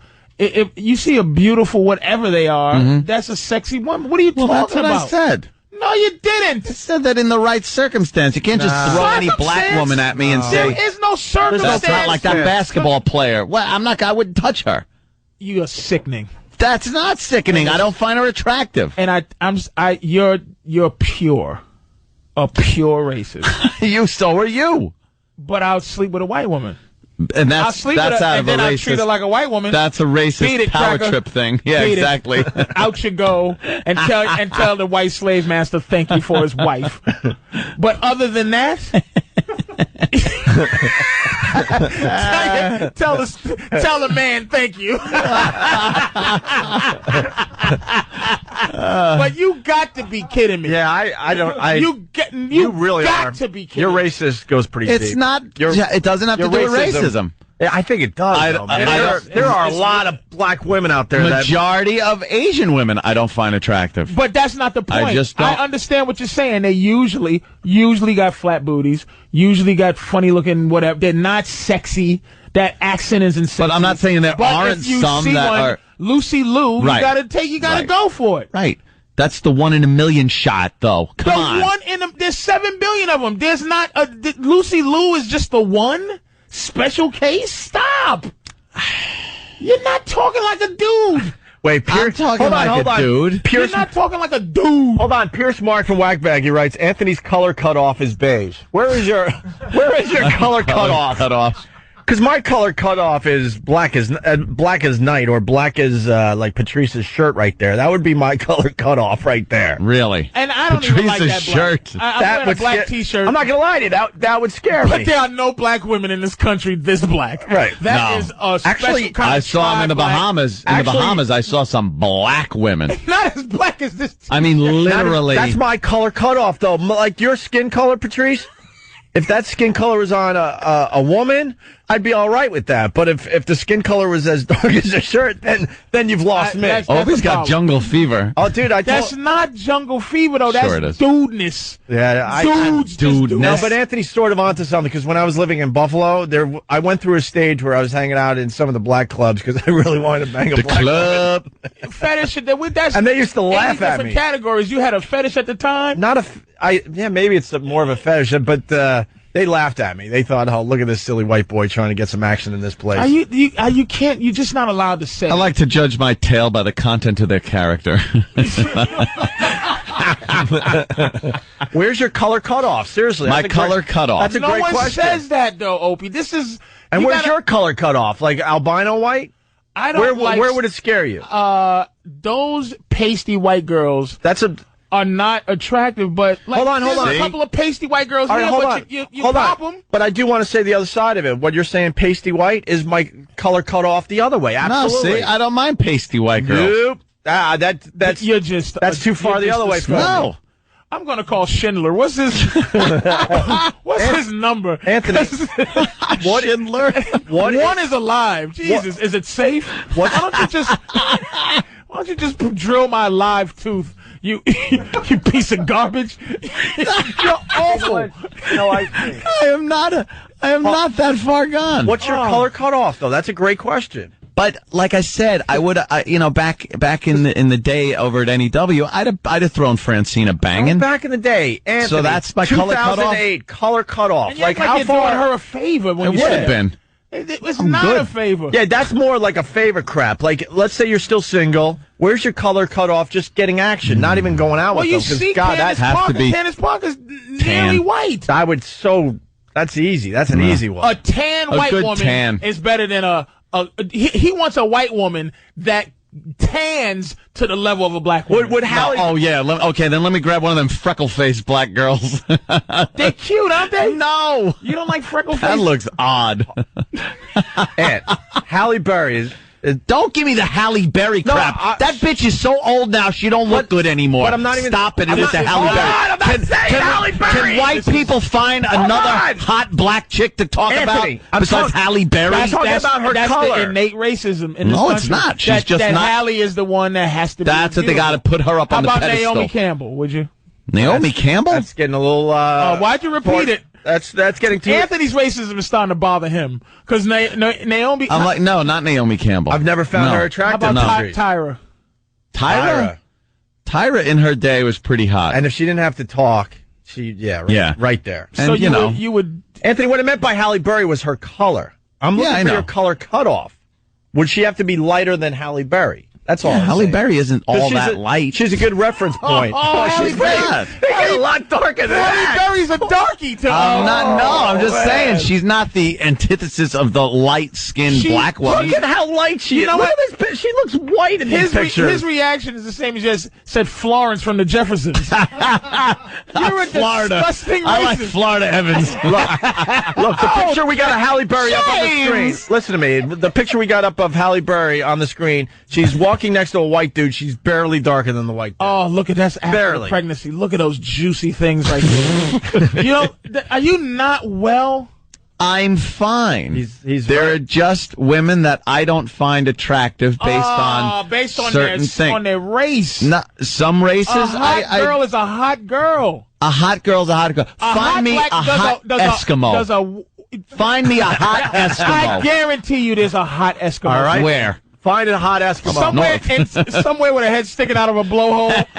All right, not knowing she's that gorgeous. Blubber. That's the bit. Find me a hot Eskimo. Find a hot Eskimo. Anthony might have got you there. That's gonna be a rough one. But they're one of Anthony, you walk down the streets here in Manhattan. It's a melting pot out there. But you've never turned your head because a black woman walked by and you went, "Wow." No. Sure, I have.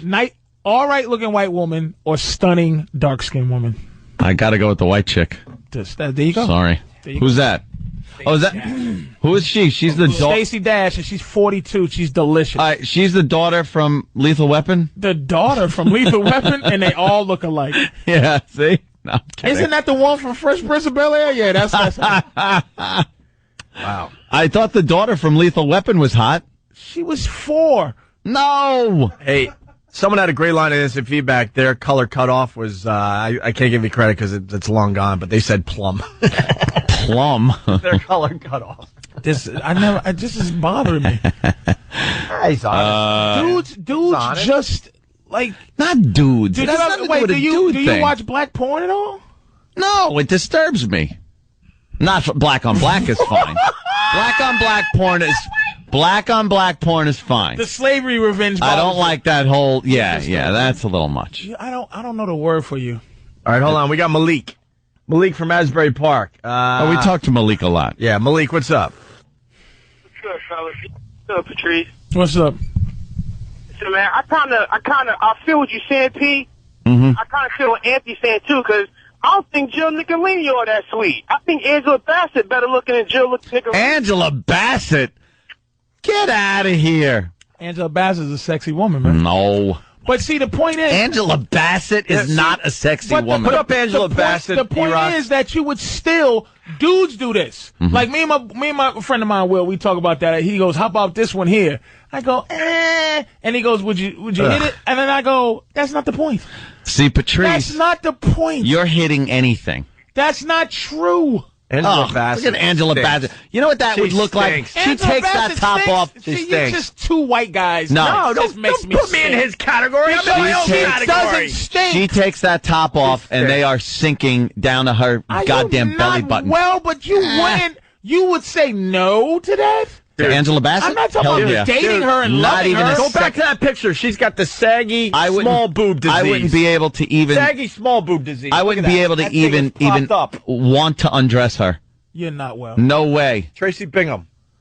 What? Tracy Bingham. Who's that? That's a black girl for you. Who's she? Tracy Bingham. Laura London. Show me.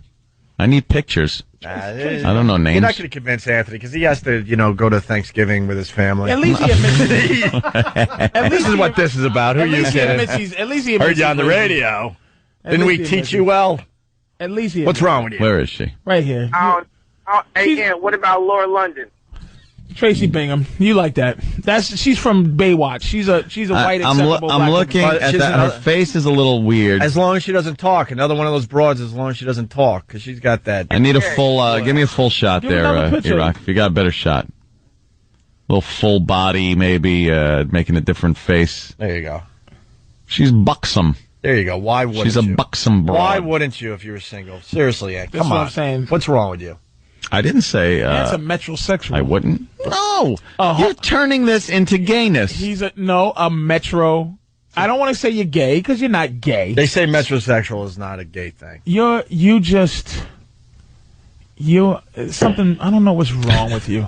There's nothing wrong with me. You're the type of guy that goes, ew. Like... Only a guy that would go, ew, could possibly go... I don't sleep with certain races. I don't sleep with certain races. Now, who's that? Yeah, but Alicia Keys. Alicia Keys has a weird body. Oh, excuse me? This is but the she's problem very light. we're having. She's got a big butt. She talks like a sister. No black guy says that as an insult. Like, that's where it is. We just really on that. Because I don't like that skinny. I think models are gross. Like, model bodies they sicken me. Yeah. Tall, skinny, white girls. See? I think they look like that's boys. where black guys and white guys definitely are think differently, man. Giselle Bundchen? No, I've been with you. That's crazy. Patrice, you're talking crazy now. I'm not talking crazy. I would put it this way. Has nothing to do with me sleeping with her, but looking at her, I go, I don't go, ooh. I go, ooh, it's Stacey Dash. But Giselle Bundchen, There's hotter models. What name on that you thought was hot? Cindy Crawford, all those white girls that back supposed in the day, to be beautiful. Cindy Crawford, yes. I would, but I don't know their names. There's a Victoria's Secret model right now that's ridiculous.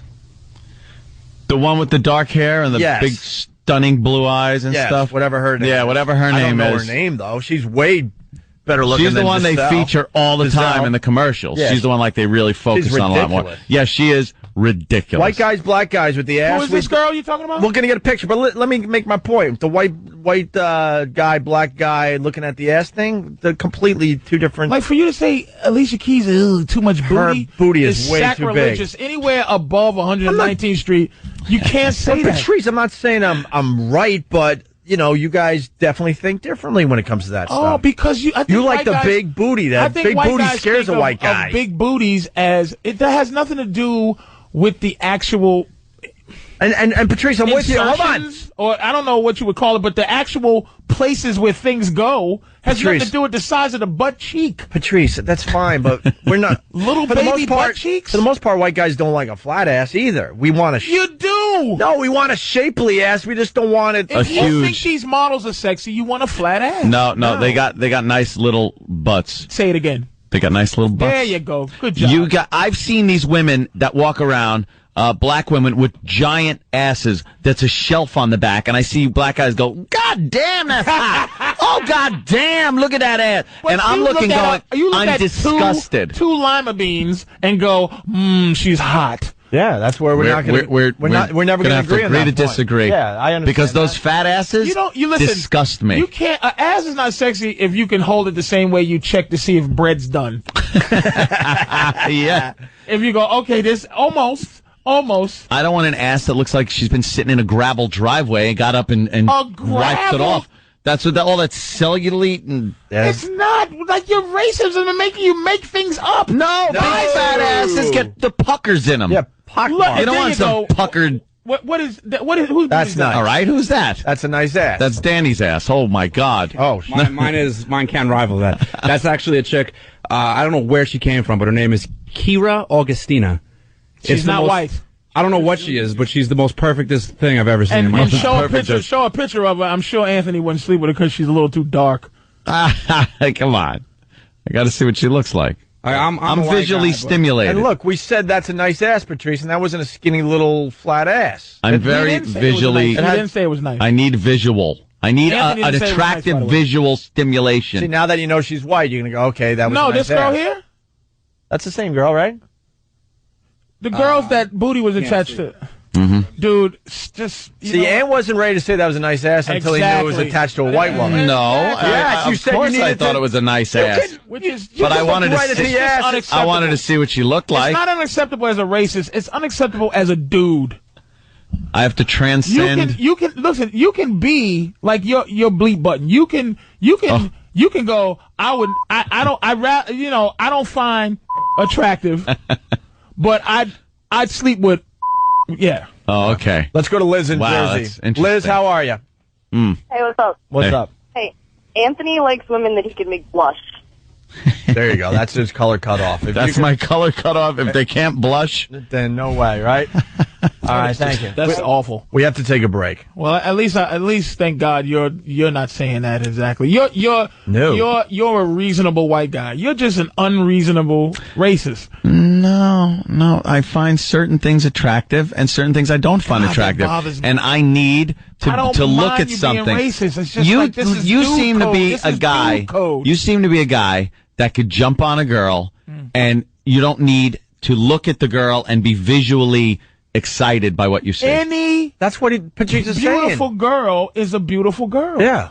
No, I need my cutoff point of being visually stimulated is different. What I'm saying. Any beautiful girl is a beautiful girl, no matter what race she is. Your window of beauty is a lot bigger than mine is. All right, would you sleep with this girl right here? Who What's is her she? name? She's beautiful. That's that girl is beautiful. That's Megan Good. Nice see-through black top she's got Megan on. Good, Where'd she come from? What do you mean? Where she come? Stomp the Yard. Ethiopia. Stomp the Yard. The chick from Stomp the Yard. No, she's very cute. Would you have sex with her? Be honest. Yeah, I'd throw her a banging. As a favor to her? Like, this is what I'm saying. Don't put conditions on this. Here you go, Niglet. Take some of this Master's sweet something. Are you out of your mind? Today's your lucky day, sweetie. Lucky you, doggy. I did not say that. And then you can clean my house right afterwards. Pleasure for me. I heard you guys like frying chicken. Oh, my God. Don't be in my kitchen frying chicken. Listen to this idiot. You guys are pussies. I'm pretty much on Patrice's side, you ass. Thank you, whoever wrote that, because it doesn't. No, doesn't I'm on sound your right. side. You're there, except for you still got white guy disease, but you're there as a dude. I would even have sex with a girl as black as your T-shirt for the story. He's a dude. See, I'll take your racism, but it's just dude code. You don't say yuck to a race in terms of having sex. I wasn't. I looked at that one girl there. She looks cute. Not convincing. There's something going on in your head, Aunt. No, it's you got some major filters in you. You're scared to admit. Christina Milian. I find certain types of girls more attractive than others. Some I don't find attractive at all. I need to look at something and be visually stimulated by it. Yeah, and some of these black girls will do that. Some. Okay. All right, I'll give you some. Look at this little delicious thing. What you doing her a big favor? I'll throw her a bone. Hey, I'll throw her some of this. This aged salami. They need to play along at home. It's Christina Milian. Okay, we got to take a break.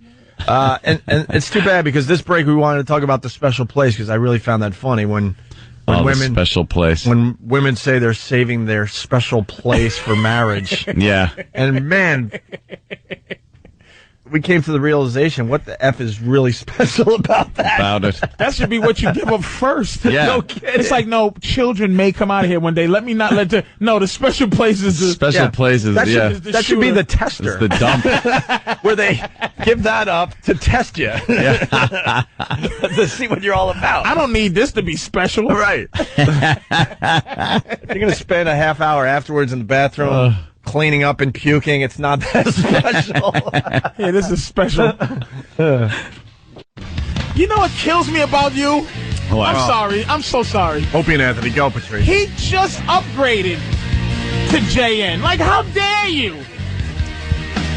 Yeah. He just upgraded to that. All right, I got a question for Anthony. This is going to be a tough one. This is going to be a tough one, knowing how racist you really are.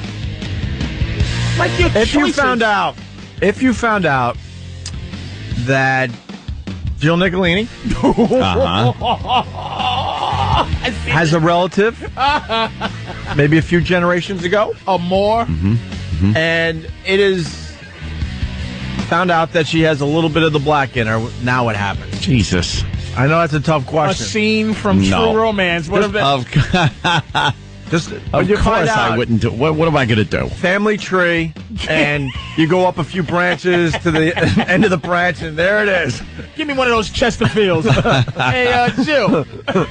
No. You find out there's a little something. No, I want to see how racist.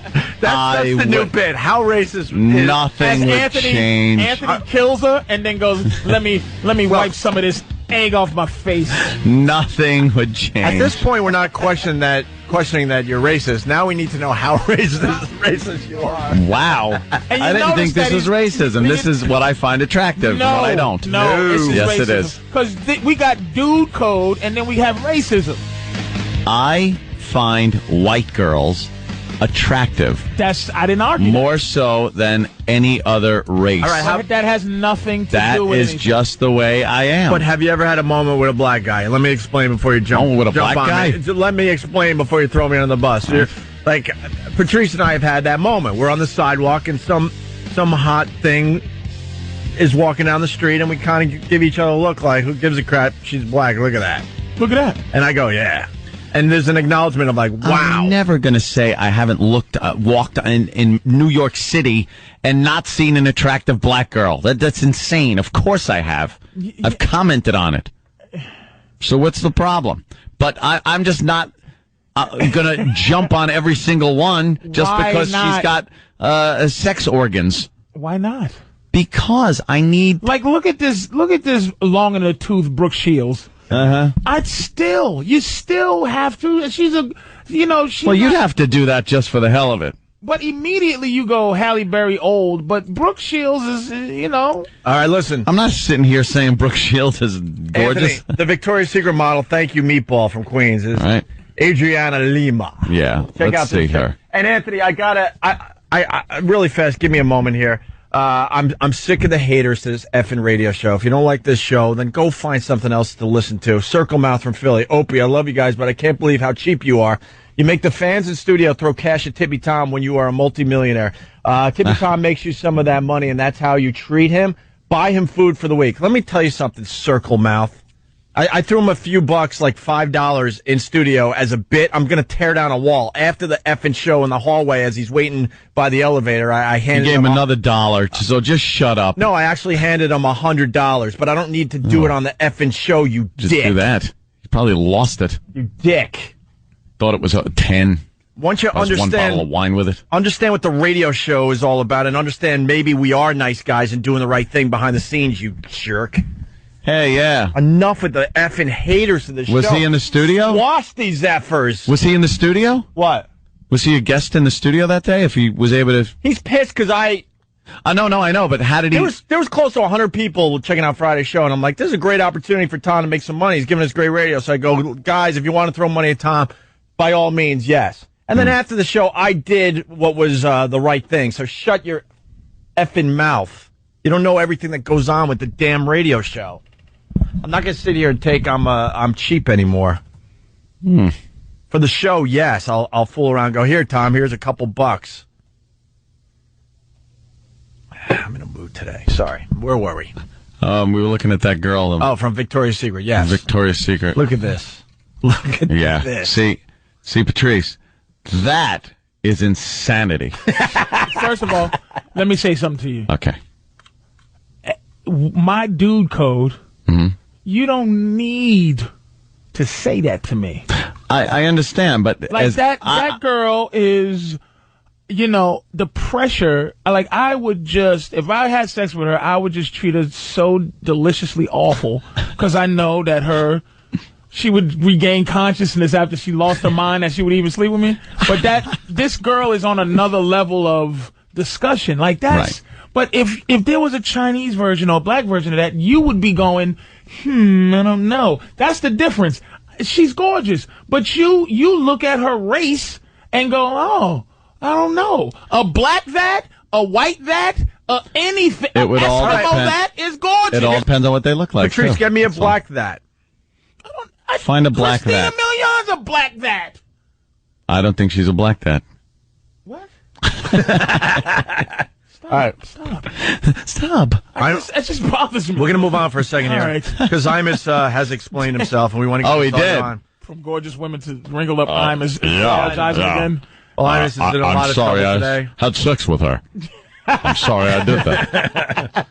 This is what Imus said yesterday. Defensive back Adam Pac-Man Jones, recently signed by the Cowboys. Here's a guy suspended all of 2007 following the shooting at a Vegas nightclub. Well, stuff happens. You're in a nightclub, for God's sake. What do you think's going to happen at a nightclub? People are drinking and doing drugs? Yeah. There are women there, and then people have guns. So anyway, go ahead. Well, he's been arrested 6 times since being drafted by Tennessee in 2005. What color is he? He's African American. Oh, well, okay, there you go. Okay. Now we know. Well. Oh, well, there you go. Well, there you go. Now we know. Yeah. Well, this is how he explained it this morning. I guess Reverend Al was on Fox. What was he saying? Oh, boy. What was that dope saying? Is he already? He's so excited. Mouthing off. Does he still have the black co-host? He's got 2. Imus? 2, right? Yeah. He's got 2. Oh, he's loaded it up. Certainly.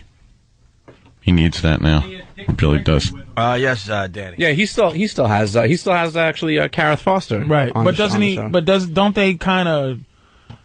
Are they doing their quick the black job at why he hired him just to go? Right. So he can say stuff like Don now. Well, yeah, that's exactly why he hired. But they didn't go Don. Oh Lord, have mercy. No kidding. Who's that? Is that Adriana again? Oh my God. Holy crap. Oh, look at that. Ooh. See, I'm not in a bad mood anymore. Oh, boy, oh boy. Just spend the next 15 minutes getting images of Adriana Lima. Are you shaking your face no? No, I'm going like, oh my God. No, I'm shaking. I'm shaking my head. No, then you could absolutely Riley, call me gay. Here's a dude code here. Ready? Yeah. I would pillow smother my girl for that. You would just like... I would. If this, you would risk everything. That girl stood at the door. I would pillow. All right. While she's kicking and screaming. All right. Pillow smother my girl. Patrice, let me see how far you would go. Would you take her to a homie barbecue? A what barbecue? What? I would wrap her in. I would take her first. I would take her to the museum and tell them to put some type of glass on her so I can wheel her around as an exhibit. Matter of fact, I'll have them draw. Let me tell you what I'll do.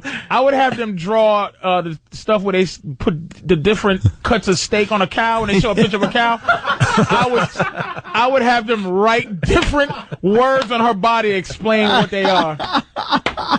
My girl's probably listening now. I will kill you for this. I'll smother you to death for that chick right there. And bring her to the homie barbecue. Cold-blooded. Where the guys would be like, look, man. With 2 pistols. You're not keeping it real, Patrice. No. Would they say that? No. Not for her. Not for her. That's why I asked that question. Yeah. Absolutely. It's all right that you're like, banging these girls, but you don't bring them around the hood. They would literally say to me, they would say to her, what are you doing with him? Like, they'd kill me for her. Yeah. You know what I mean? That's warlike. There's been wars over girls like that. I guarantee it. Just for that.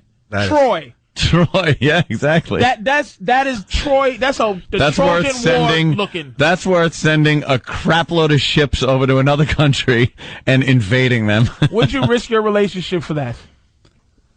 Yeah. Would you shoot Jill with a silencer for that?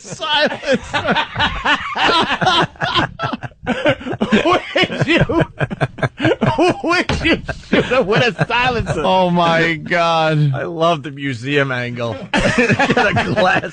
As I roll her in on a trolley. As an exhibit. That girl is ridiculous. Tremendous. All right, listen. So Imus is explaining his faux pas today. Yeah. We'll get back to Adriana Lima. No problem.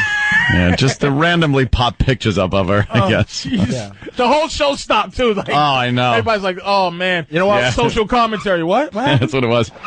It's the show. Unbelievable. All right, Imus explaining his I'm sorry, I did that. His misstep. Well, Warren and I were talking yesterday about Pac-Man Jones being arrested 6 times, and which I think was just, was obviously the picking on him. So I asked Warner But see, he didn't make it obvious. Like, obvious that they're picking on him. What's obvious about that? Right? That's what he didn't explain himself yesterday. No. So I asked Warner what color he was. Well, obviously I already knew what color he was. That's what the point was. In order to make a sarcastic point, I asked Warner what color he was. Warner tells me. I said, well, there you go. That's the point. Exactly. Yeah.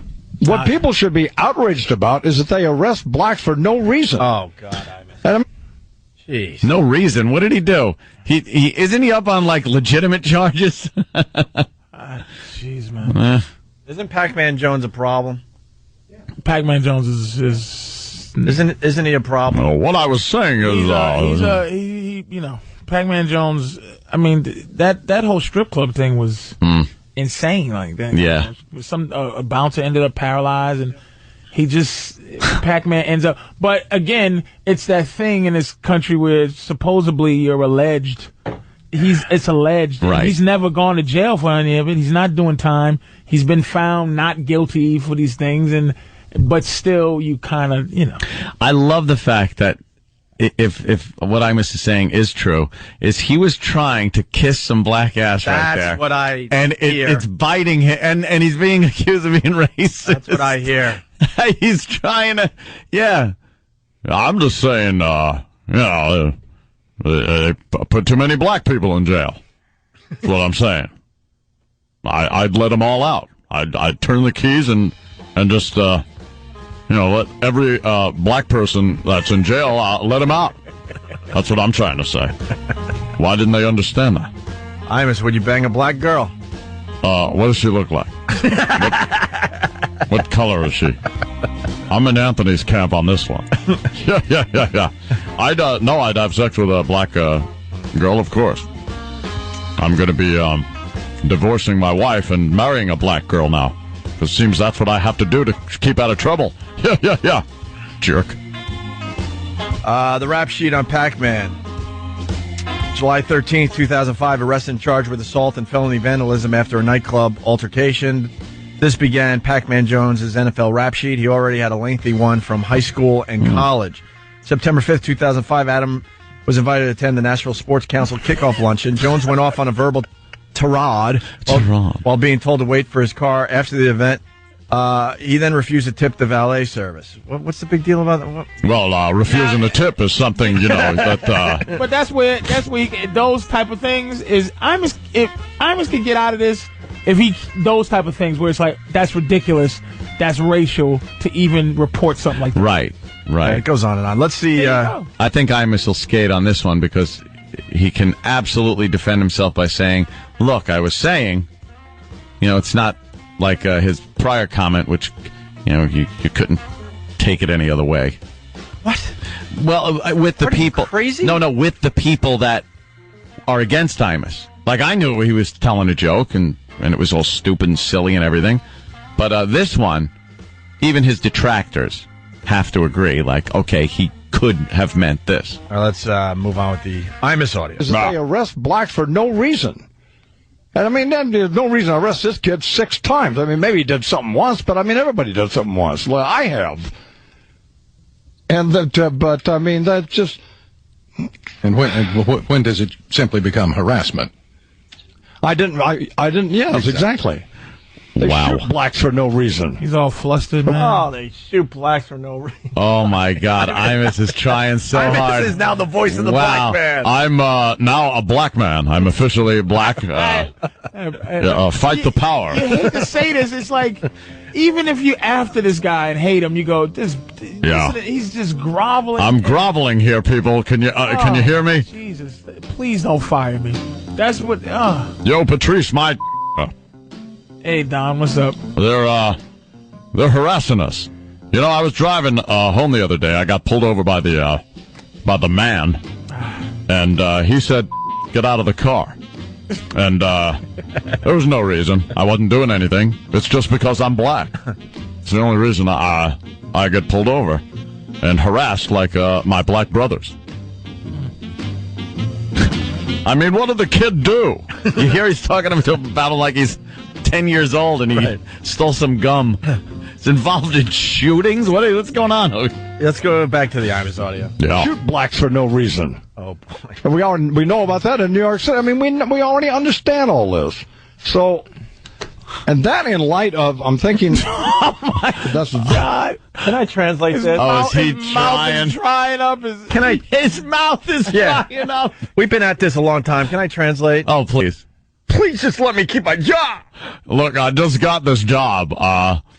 Could you just leave me alone? I say stupid things. I hear panic in his voice. I hear dry mouth, like Patrice said. But what has he been talking about before this? Let me tell you what a hero Rosa Parks was. Like what? Yeah. Before this, I love that woman. He's been back on the air since November or something like that. Yeah. What has he been talking about? This is his new problem. What has he been talking about? Muffin? Been talking recipes? About anything but race. Yeah. First time it comes up. Obama, he avoids that. He avoids. It's like, look, I love peanut butter, and if it wasn't for George Washington Carver, we wouldn't have any. He was the master of the peanut.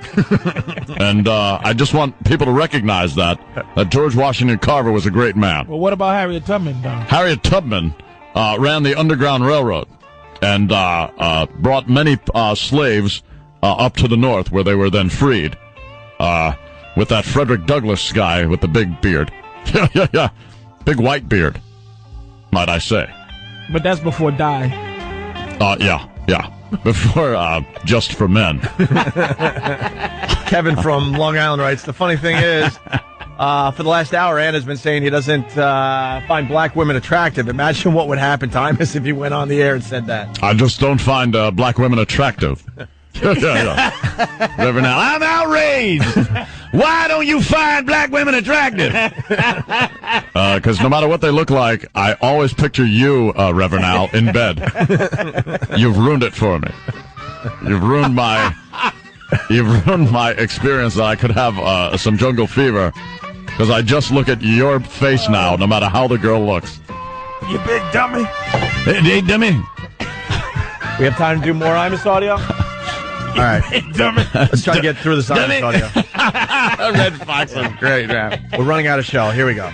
And that in light of, I'm thinking, that's this current edition of the Imus Morning program, in which, I guess if you can't see it on RFT TV, you don't know, but the producer of the Imus Morning program Tom Bowman is black. Oh, here he goes. Oh my God, is he? Oh, I love him. He's in complete panic mode. Oh, God. The producer, you can't see him. He doesn't even realize this apology just it's right up anybody's alley who wants his life. Like he's just selling it down the river. Yeah. Just stop. This edition of the Imus in the Morning program is run completely by black people. You had a good run. Like, go out like a soldier. You blubbering. I'm sorry, Don. Stop. I'm kind of with you, Patrice. Stop. Exactly. Stop. If this was the street, I'm taking your money every day. Every day I'm going to take your money. Every day. Give me your money. Come here, man. Come here. You got a what? A black one? Come here, man. Give me how much money you got? How much money you got? If I check you and you got more than I find, I'm going to smack you in your face. All right. Here you go. I'll see you tomorrow. Don, how much money you got on you? How much? I got $385. You sure? Because if I check you and you got more, I'm going to punch you in your face. Here's $516. Is that it? Look at me in my eye, Don. Yeah. Is that it? Okay, $832 is yours. All right, look, man. I have it all here in my pocket. My pockets are empty now. Yo, shut up, man. I'm going to see you tomorrow. Okay. I'm going to let you keep your job. I'm sorry I did that. But you owe me. Now, you should rather die. Not even, does he understand? It's like, will you stop blubbering? We have to take a break. We're running out of show. Unnecessary amount of apologizing that's going on here. We'll play the rest of the Imus audio after the break. Stay right there. Patrice O'Neal in for Jim Norton today. Norton's going to be back Thursday. He's out there in La La Land. Thursday? Is he really? He's doing the Gong Show with David Tell, one of the judges. Patrice doing a great job today. We're in the middle of playing Imus's apology here on the Opie and Anthony Show. This apology goes on, and it's completely unnecessary. Yeah, we'll pick it up pretty much where we left off, okay? Imus trying to explain why he said what he said yesterday. Stop being a little bitch. Stop. Yeah. I mean, we already understand all this.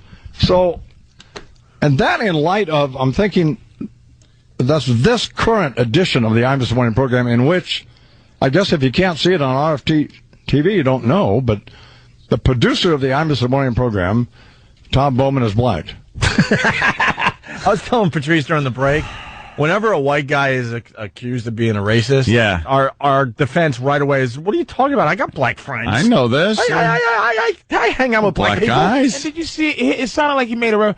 And he's black, and the music sort of went... Dun, dun, dun. All right, you want to do it that way? All right, hold on a minute. We can do that. The way he said it was so... All right. We can do that. Give us a second. For the Austin Powers you need? Bam, bam, bam. You got it over there, Ed? In case you didn't know. Hold on. This current edition of the Imus in the Morning program, in which, I guess if you can't see it on RFT TV, you don't know, but the producer of the Imus in the Morning program, Tom Bowman, is black.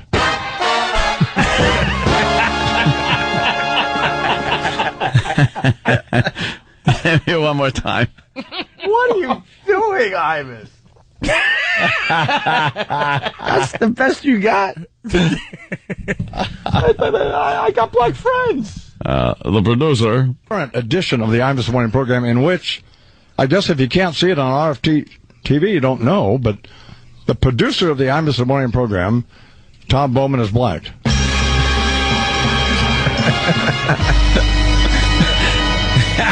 And you know, Tom is over in the booth rolling his eyes going, this old gag. I gotta be the fall guy. Yeah, thanks a lot. I wear a Kentucky Fried Chicken apron every day. What's the matter with him? Producer. What's the matter with him? You got one more in you?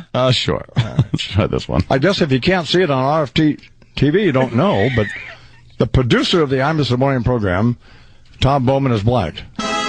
Two of the co-hosts, the cast members of the program, are black. Oh my God, we have 8 black listeners.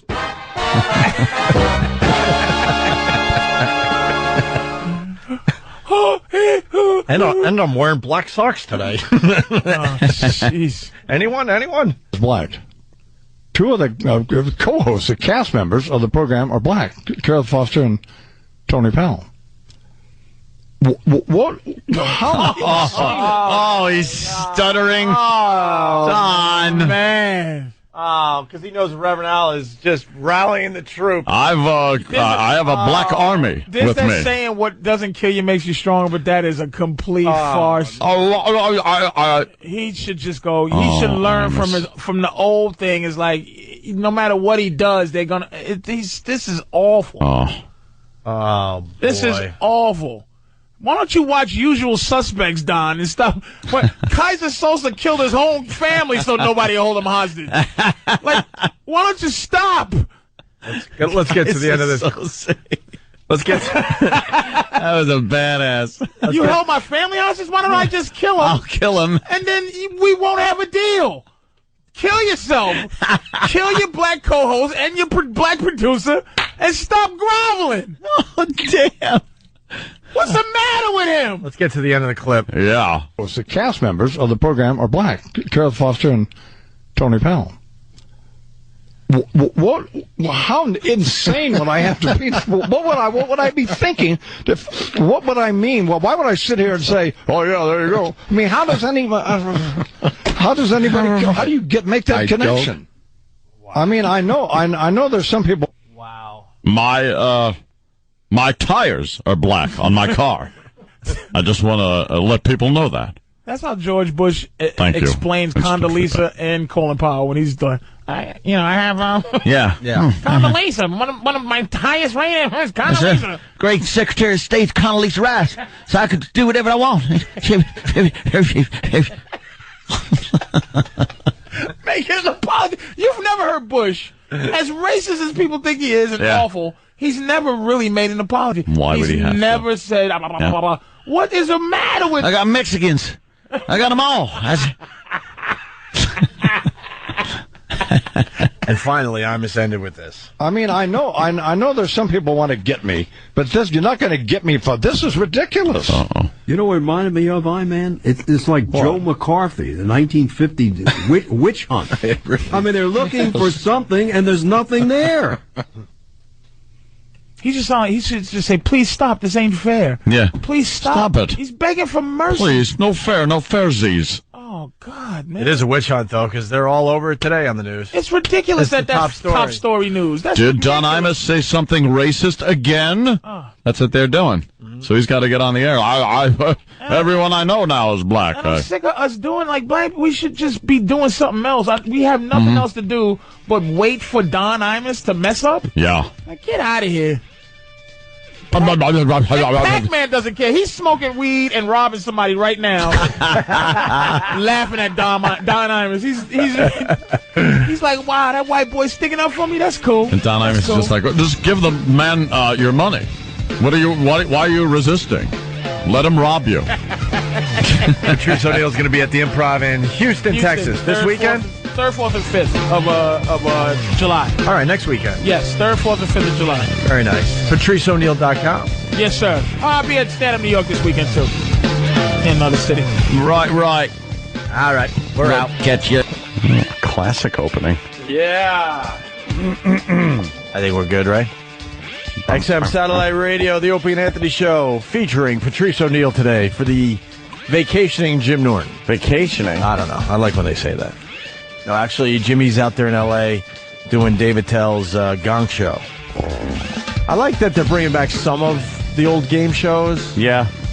But I saw in the paper today that Reverend Al, what the hell's wrong with me? I got Reverend Al on. Al Roker. I got Al on the brain today. Al Roker is hosting the new Family Feud, the Celebrity Family Feud. That's a special. Oh, is it? It's just a special? Yeah. What, they're just doing a few? Yes. Patrice has a mouthful of pickle. Sorry about that. But Al Roker is the guy from Seinfeld hosts the regular one. Remember the guy that played Peterman? Oh, yeah. He's the host. This is just a primetime special. Oh, I got you. But Al Roker is a game show host. Yeah, but he has that goofy, like, I'll just be goofy, like, you know. He's so bad at being goofy. Yeah. Like he's stupid goofy. He's not funny goofy. And he has that black rage that white people don't see. Yeah. But black people see it. Yeah. Oh, he hates white does. people. Oh, my God. He's got to be the jolly weatherman. And there is a lot of hatred in that man. You can see on the last Imus thing that happened. He got out there and said that he went and said he couldn't work for the same company that would employ Imus, and was like, wait, isn't this the goofy weatherman guy with the big fat California raisin head? Oh, look. I'm truly upset about the comments. Obviously, Mr. Imus has problems with African Americans. I'm upset, and I hope the station, and that's all we got, because they went to another graphic. That was Pac-Man Jones, part of his statement. Pac-Man's statement. Yeah. Oh, boy. Oh, he's upset. Somebody's telling Pac-Man to be upset. Yeah. You got to be upset about this. He don't give a fuck. Guys, MSNBC did a really shitty version of the words you cannot say on television. I don't know if you guys have this, but please look it up and just bash it. Can we try to find that? See if it's worth doing? Thank you, Matt O'Sullivan. We like when the listeners help us out with the radio Matt show. O'Sullivan, don't you know? Speaking of Imus, last week, a lot of people thought Al Sharpton was writing about Anthony and I. It was a fake blog, but people really thought it was Al Sharpton's blog. I got the Google alert, and I read it. I started laughing my ass off. I'm like, God damn, that's funny. Yeah. But other people really thought it was Al Sharpton's blog. It was kind of like an Onion thing. Yeah. It was a goof. It was a goof. But in case you haven't come across this yet, let me read this. Al Sharpton's blog. I hope a white person does something racist because I have nothing to do this weekend. And it's kind of funny that this came out last week, considering the fact that Imus kind of got himself in some trouble yesterday. Yeah. Getting a lot of attention today, Mr. Imus. By Al Sharpton. They're even allowed to say by Al Sharpton if you're how is lampooning. that? I don't know. It says it's been quiet around here for a little while. I'm not bored, just it's quieter than usual. Okay, fine. Here's the deal. I had plans for Saturday, and it was something that was going to be like an all-day thing, but they just called and canceled. Like, literally just got off the phone, and now I got nothing to do. My weekend is suddenly empty, and all my friends are busy because I told them I was going to be busy. I'm just saying, it might be cool if something happened that really pissed me off. Then I'd have shit to do. Nothing big. I'm not picky. Maybe a sports announcer can say Negro while referring to a brother athlete, or a white police officer could get let off for beating an African-American gentleman who was escorting his mama to church. Yeah, that'd be good. See, I'm already starting to get a little pissed off just thinking about it, and that's good. Nothing kills time like a good old-fashioned boycott, and let's just say I've been listening extra hard to Howard Stern and those Opie and Anthony fellas, and the second they slip the N-word, I'm going to rain down on their ass like the next Katrina. Katrina, man, oh man, those were the days. Not a second went by that I wasn't on TV being all like, shit's fucked up. Or on the radio going like, Bush is a demon. But I got to move on. This is a lifestyle, no living in the past. Come on, Opie and Anthony, you know you want to. Just say the word, the N-word. Who fucking does that anyway? Cancels plans for the weekend so soon. I was looking forward to it. I hadn't seen this friend in a while. Dumbass. Yeah, that obviously wasn't Reverend Al. Some people thought it was, though. Who would think that was Reverend Al? Some people. Some people. By the way, at 11 o'clock today or around there, when we end our live show today, we're going to replay our last interview with the great George Carlin. Oh. I remember that. And it was only 4 months ago, something like that. Yeah. I remember thinking when the last time he was in that he didn't look too good. He looked a little puffy. Really? And they're saying he died of heart failure. Yeah. That's when they're puffy. Well, when you start getting puffy, it's that, what is it called? Edema or something like that? Yo, edema. Yeah, the water just starts kind of slowly but surely building up, and they say you like drown in your own fluids eventually. Well, that's nice. I don't know if it got to that point with Mr. Carlin, but they're saying heart failure at this point. That was a surprise, though, right? 71? Yeah. Kind of. It was one of those things, not a surprise, like, oh, my God, but... 71's young, came out of nowhere. 71's young for heart failure. Because heart failure is not a heart attack. But just that the heart, it just got too weak to keep the person alive. He'd had problems over the years. Yeah. Yeah. Me and Patrice was watching me play yes, no, no, yes, no on the way here. On the walkover. So he was picking out girls? Yeah. And was he being so fair? many no's? One yes. and a lot of white girls going by that were just no, never, wouldn't ever happen, no. And then, a couple of black girls walked by. There was one that, I don't know where you went. I guess you went to go get something to eat.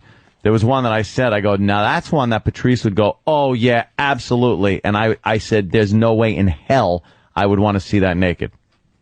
And I know you would have been all over it. Yeah. She had like a big booty. I'm telling you. Big titties, but they were weird. I would love a piece of your girl's friend there that hosts the news there. What, you'll want the... ISIS or whatever her name is? Who? India. Oh, the... Patricia Del Rio? No, the big juicy one that works. You like that one? On the desk? With the big lips? The puffy lips? Big one. Big? Likes the... Big. What are you talking about? Now I'm confused. Suki. Yeah. Who's Suki? She's the one that comes on at like 8 o'clock. I like to do a threesome with her. When they switch it up. Oh, show me some Suki. I like to do a little threes with her. Oh, I think I know who you're talking about. Me, her, and my girl. She's a nice romp. Hey, you got that Pac-Man She's Jones fun. thing again? She's like a fun girl. This is what Pac-Man Jones said. Here's the whole statement. I'm truly upset about the comments.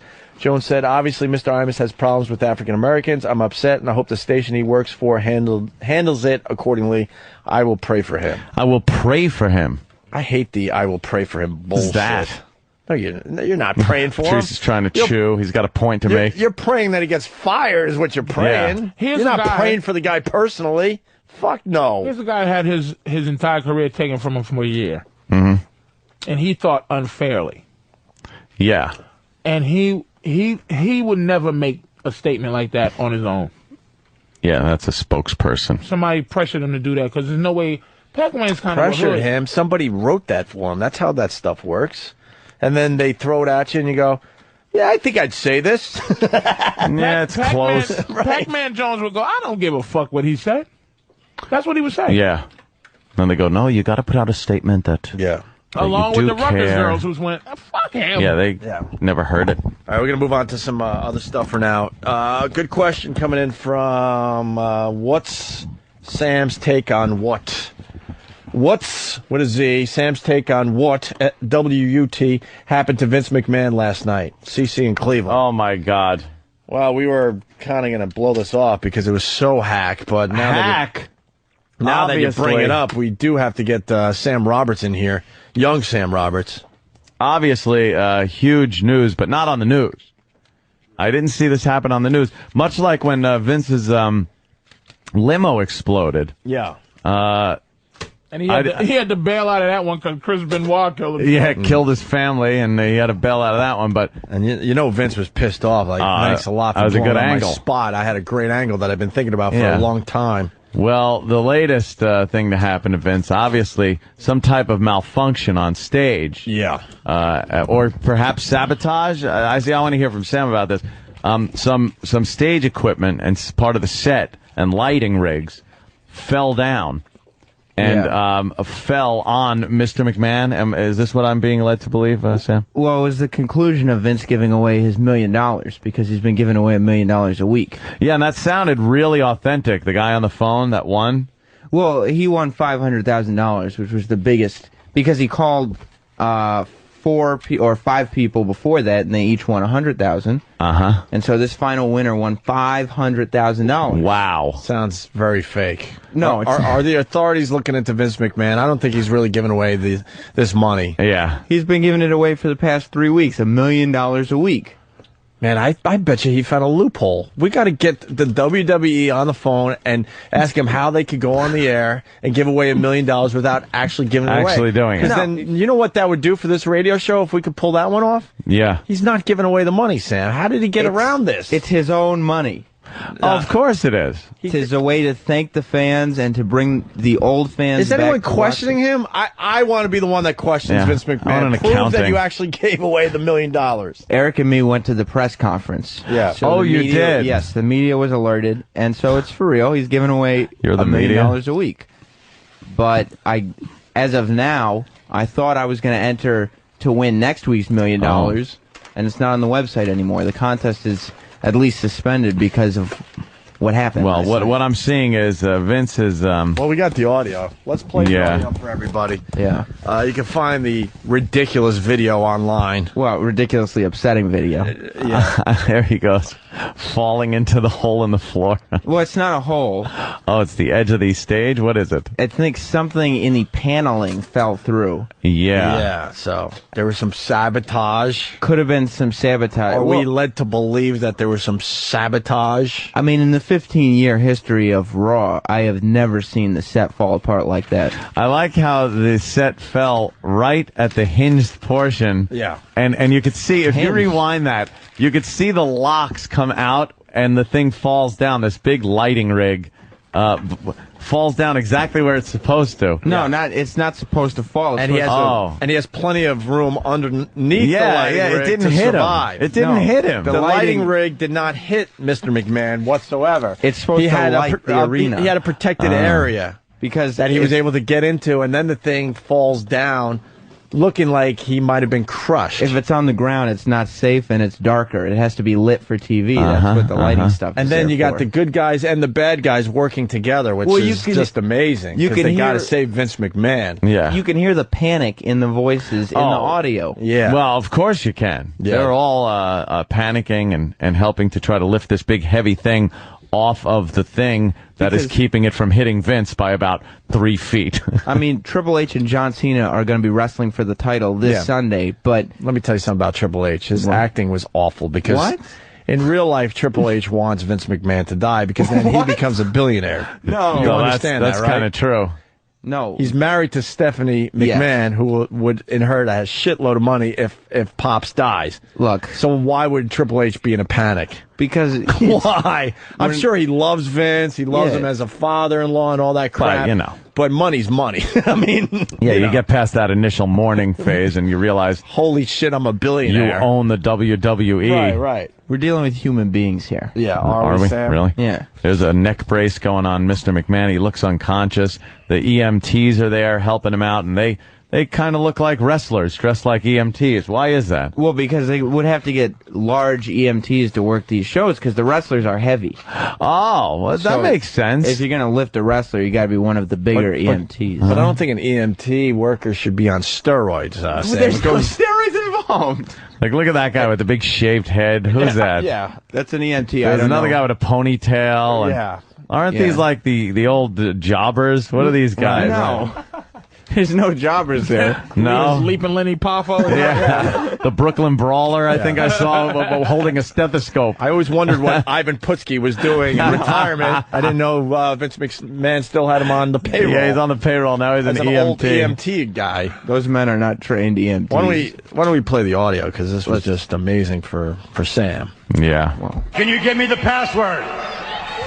Nice. He's in the middle of giving away the $500,000. All this guy's got to do is give Vince the password. Vince is on the phone with this gentleman. You got to give him the password. Listen to the winner, because wow, it really sounds authentic. Can you give me the password? Night of Champions. Guess what? You just won $500,000. Congratulations. I love you, Vince. You do? That is so fake. What are you talking about? Vince. You can't have a fake contest. I'm Shenanigans. calling the authorities. I love you, Vince. You do? I love you back. The state's Now that's falling the first apart. lighting rig that fell. It fell right Well, next to $500,000 is quite a shock.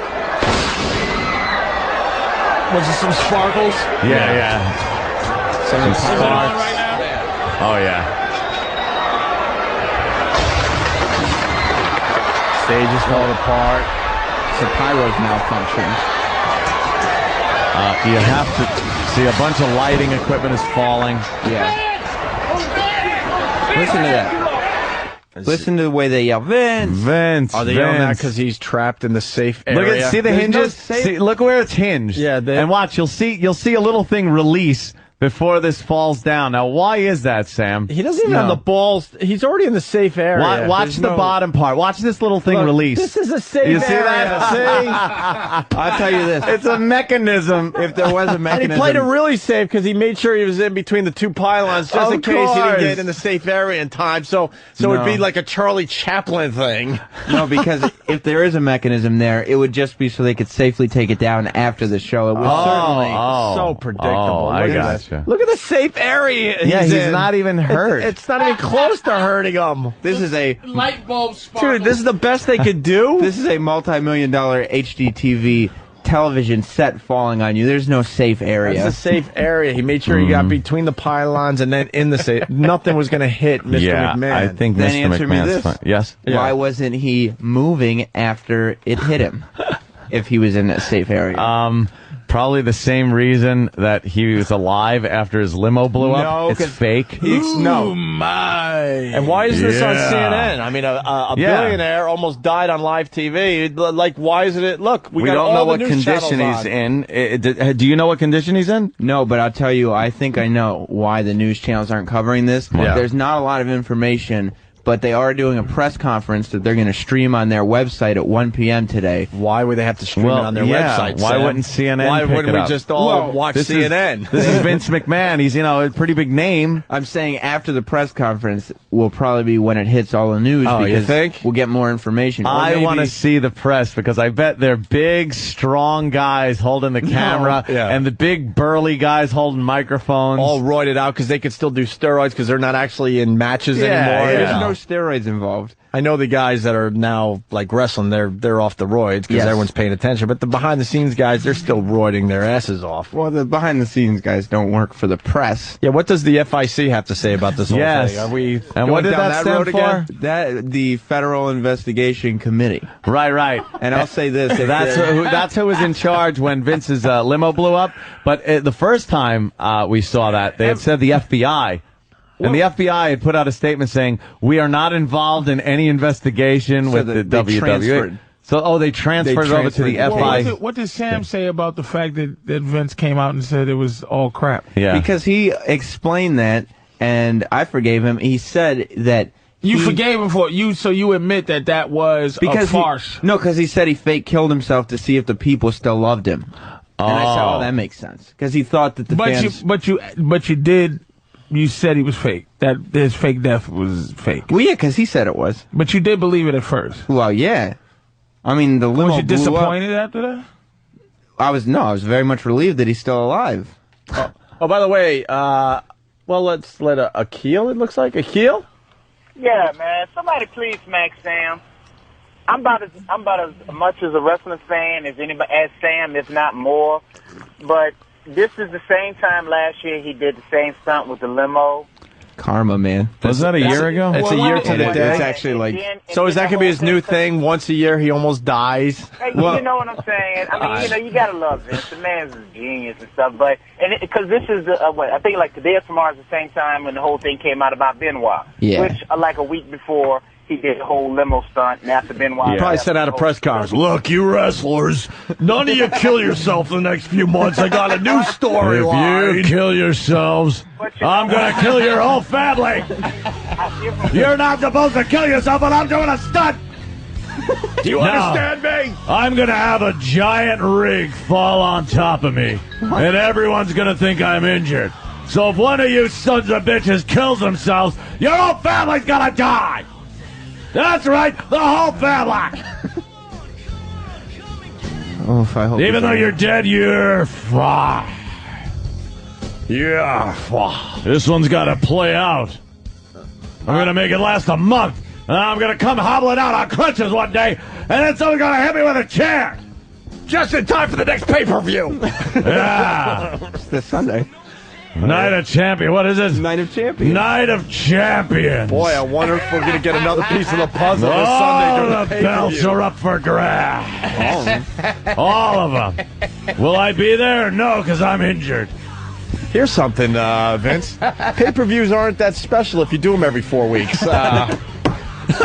That is. I mean, Muhammad Ali used to have a pay-per-view once every 2 years. Everyone was watching. When you have a pay-per-view every 4 weeks, he doesn't even wait a month anymore. No, it's 4 weeks. They actually just did a pay-per-view and then 2 weeks and then another pay-per-view. Yeah, we do them every 2 weeks now. I don't understand how somebody can't understand it. How that's crazy. All right, listen. Let's go to. He's the best. Let's go to Brad in Jersey. Brad, how are you, hey, sir? Guys.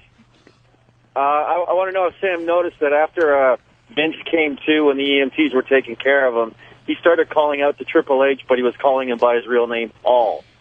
Exactly. You think they're going to break that storyline? Ah. That's pretty good. We got the audio. He said he couldn't feel his legs. All right, let's get to the second reach part into of the the register audio. and pull out my money. Brad. Here we go. There we go. All right, are you going to be able to stand up? I don't want to fall. I can stand up. Drop him down real quick. Slide him out a little bit. Slide him out. Get him out from under this first. Slide, you okay? Keep sliding. You okay? You're all right. You're all right. Okay. Don't move. Don't move. Jesus Christ! Don't move. You're gonna be all right. Just lie down. Just lie down. Okay. Don't let him move, you guys.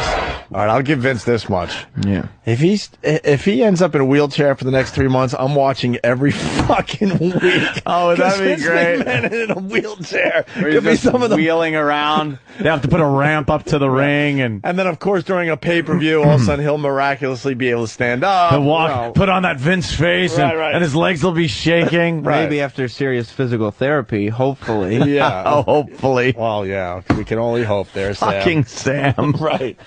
You're a douche. What are you talking about? I mean, I'm assuming they're still in the hospital in San Antonio right now. Get Triple H on the phone right now. Yeah. Call your WWE people and get him on. We want to know the condition. I want to talk to Paul. I want to know the condition of Vince McMahon. I would assume that Triple H is probably with his father-in-law in the hospital, and they probably bedside don't have... vigil. Exactly, and they don't let cell phones in the hospital. Well, you know, Al Sharpton. Oh boy, new developments. Pop that up. He brought up race, and this is something that is given who it is talking, that is very disturbing to groups like National Action Network, our group, and others that have been monitoring him and others since the remarks he made last year. His statements this morning clarifying. Looking whiter and whiter every day. No way would he clarified yesterday. So we're looking into this. We'll be talking later today. Sharpton helped lead the charge to get Imus fired last year. Imus's current employers say they don't expect any action will need to be taken. Store owners unstocking their shelves. The couple's livelihood in danger. Shut up. McMahon exploits paraplegics. Classic. That's coming in from CW. You know he's going to do that. He couldn't feel his legs. That's the last thing we knew. Maybe, is that it? He said, I can't feel my legs. Maybe we'll find out more Paralyzed Vince will be great. He got paralyzed. Paralyzed Vince. A light fixture that didn't hit him. Yeah. No, it was the whole set coming down on him. It didn't touch him. Wait, the GM of SmackDown's in a wheelchair? What, Sam? You don't tell us this? Well, they're setting up a wheelchair match. Wheelchair match. That's the GM of SmackDown. That'd be Vicky Guerrero, Eddie Guerrero's widow, who is now having an affair with Edge, the world champion. But she's in a wheelchair. Yeah, she's been in a wheelchair for a really long time. I don't even... For real? No. I don't even really remember why she's there. Oh, look, Sam's not even going to play on that one. He ain't. He's not trying to sell that one. She got Gorilla Press Slammed a couple weeks ago. So. Oh, by the way, Sam, the tough questions are now coming in for you. Okay. Dave in Tennessee. Yes, Dave. Hey, good morning, guys. Good morning. Sam, I was wondering where in the EMT protocol is it a good idea to ask a patient, can you stand up if they might be paralyzed? He has a neck injury. The EMT said, can you stand up? That's something that will happen. Sam. He doesn't know yet. Everyone else, the wrestlers are smart enough to say, don't move him, put the neck brace on him. The EMT guy's like, can you stand walk up? it off, dick. You know what? One rookie EMT is not going to solve this whole thing. Good point, Dave. Good point. Sam is a douche. That's coming in a lot. What? Jordan from Pittsburgh is leading the charge. Calling you a douche today. Why? Yeah. It doesn't make any sense to me. I'm just... Yeah, it doesn't. Yeah. I mean, I'm just trying to explain why I might seem distant First today. of all, the director of the show didn't think to not show Vince not being hit by him. Yeah, exactly. and the camera is so close to his face, anyone in their right mind would go, get that fucking camera away. Yeah. We need room to work here. But the camera was right on Vince. Yeah. You know what? Vince would have wanted it that way. He always would have said, wanted it that way. "The Is he show dead? Are must go you on." saying he's died? I was scared for a minute because He's been obsessed with his storyline that got fucked up last year. He's like, I need to do this storyline. I just got to rework it now. I'll wait a year and rework it. I'm coming back in a wheelchair. And what if and what if he was still at the point where he wasn't pretending wrestling wasn't fake anymore? Yeah. Like he was still trying to pretend it was real, and then he had to come out and go, it's fake. All of it's fake. All fake. Do you think the CEO of a publicly traded company is going to pretend to be in a wheelchair? Well, how did this affect the stock also? Because when a CEO like that gets injured to that extent where we don't even know if he's alive or dead, how's that affecting the stock today? I've been so concerned with the humanity of it that I haven't checked the business end yet. Okay. He is an unlucky motherfucker as all those explosions are happening around him. Yeah, how funny would it be? And as he fell in the hole, and then he gets up and goes, holy shit, there's more light bulb explosions. But how funny was would it there electric, was it an overload? Yeah, what happened? What happened? How funny would it have been if he got paralyzed for real, like doing a fake fucking story angle? No one would believe him. He didn't step aside, the thing hits him in the head. That would have been awful. Yeah. It's the first thing people think when... so you're admitting it's fake? No, I'm saying if that had happened, it would have been awful, but this whole But it's awful because he's really injured, Sam. Exactly. What are you trying to say? Exactly. That's why what it's happens. awful. Every time a wrestler really dies, everyone thinks it's a work. Yeah. So you don't buy it at first. Which is why they don't fake these things anymore. Anymore. Well, when is the press conference? Well, the press conference is today at 1, and then we'll probably... All right, so we'll have CNN on at 1 o'clock. Okay. I'll give the word to Ron and Fez, and then Okay. they'll broadcast the I'm press conference sure. live. They're big wrestling fans. I'm sure they'll want to CNN, see that on. MSNBC, Fox News, they're going to be all over All this of one. them.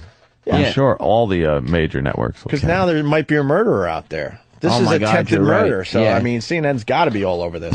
Who would have done it, though? Anybody dislike Vince? Well, you know, I'm thinking, with him giving away $1 million a week, Yeah. a lot of wrestlers could have been quite bitter that maybe that money wasn't going into their paychecks. They didn't understand why he's just giving away $1 million. Oh, by the way, Tim H. from Columbus writes, the WWE stock is also fake. It looks like Monopoly money.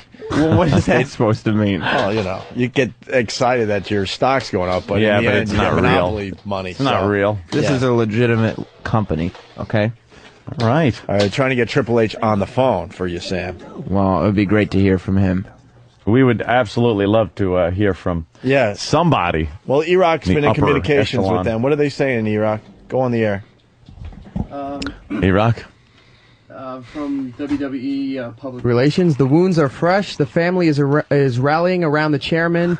We're not sure if we can get a hold of Triple H, but we are trying. Wow, rallying around the chairman. It's not exactly the time to do press. You know what I mean? Oh, well, of course. Like, this press conference was already scheduled well in advance. Yeah, he has new paralysis. You know, you can't just get interviewed right after 24 hours after paralysis. God forbid. It's like swimming an hour after you eat. It's like you need time to get your paralysis right. Can't they just put the phone by his face so we could talk to him for a couple of seconds? Come on, can we be a little humane about this? No. There's no statement? Where's the statement? Yeah, there hasn't not been a statement yet because that's we don't the first know. official word we've heard right there. It's on our show. Yes. From them is that the family is rallying around the chairman. The WWE wounds are fresh. Is good to us. They will always give us the scoop. Why is Vicky Guerrero a GM? Because they got to get her a job somehow. All right, well, we're going to be... God damn, We're going to be Sam. recording the press conference. We'll have more tomorrow. Please. You got it. I want to hear these bad questions that these absolutely. bad, fake fucking reporters ask.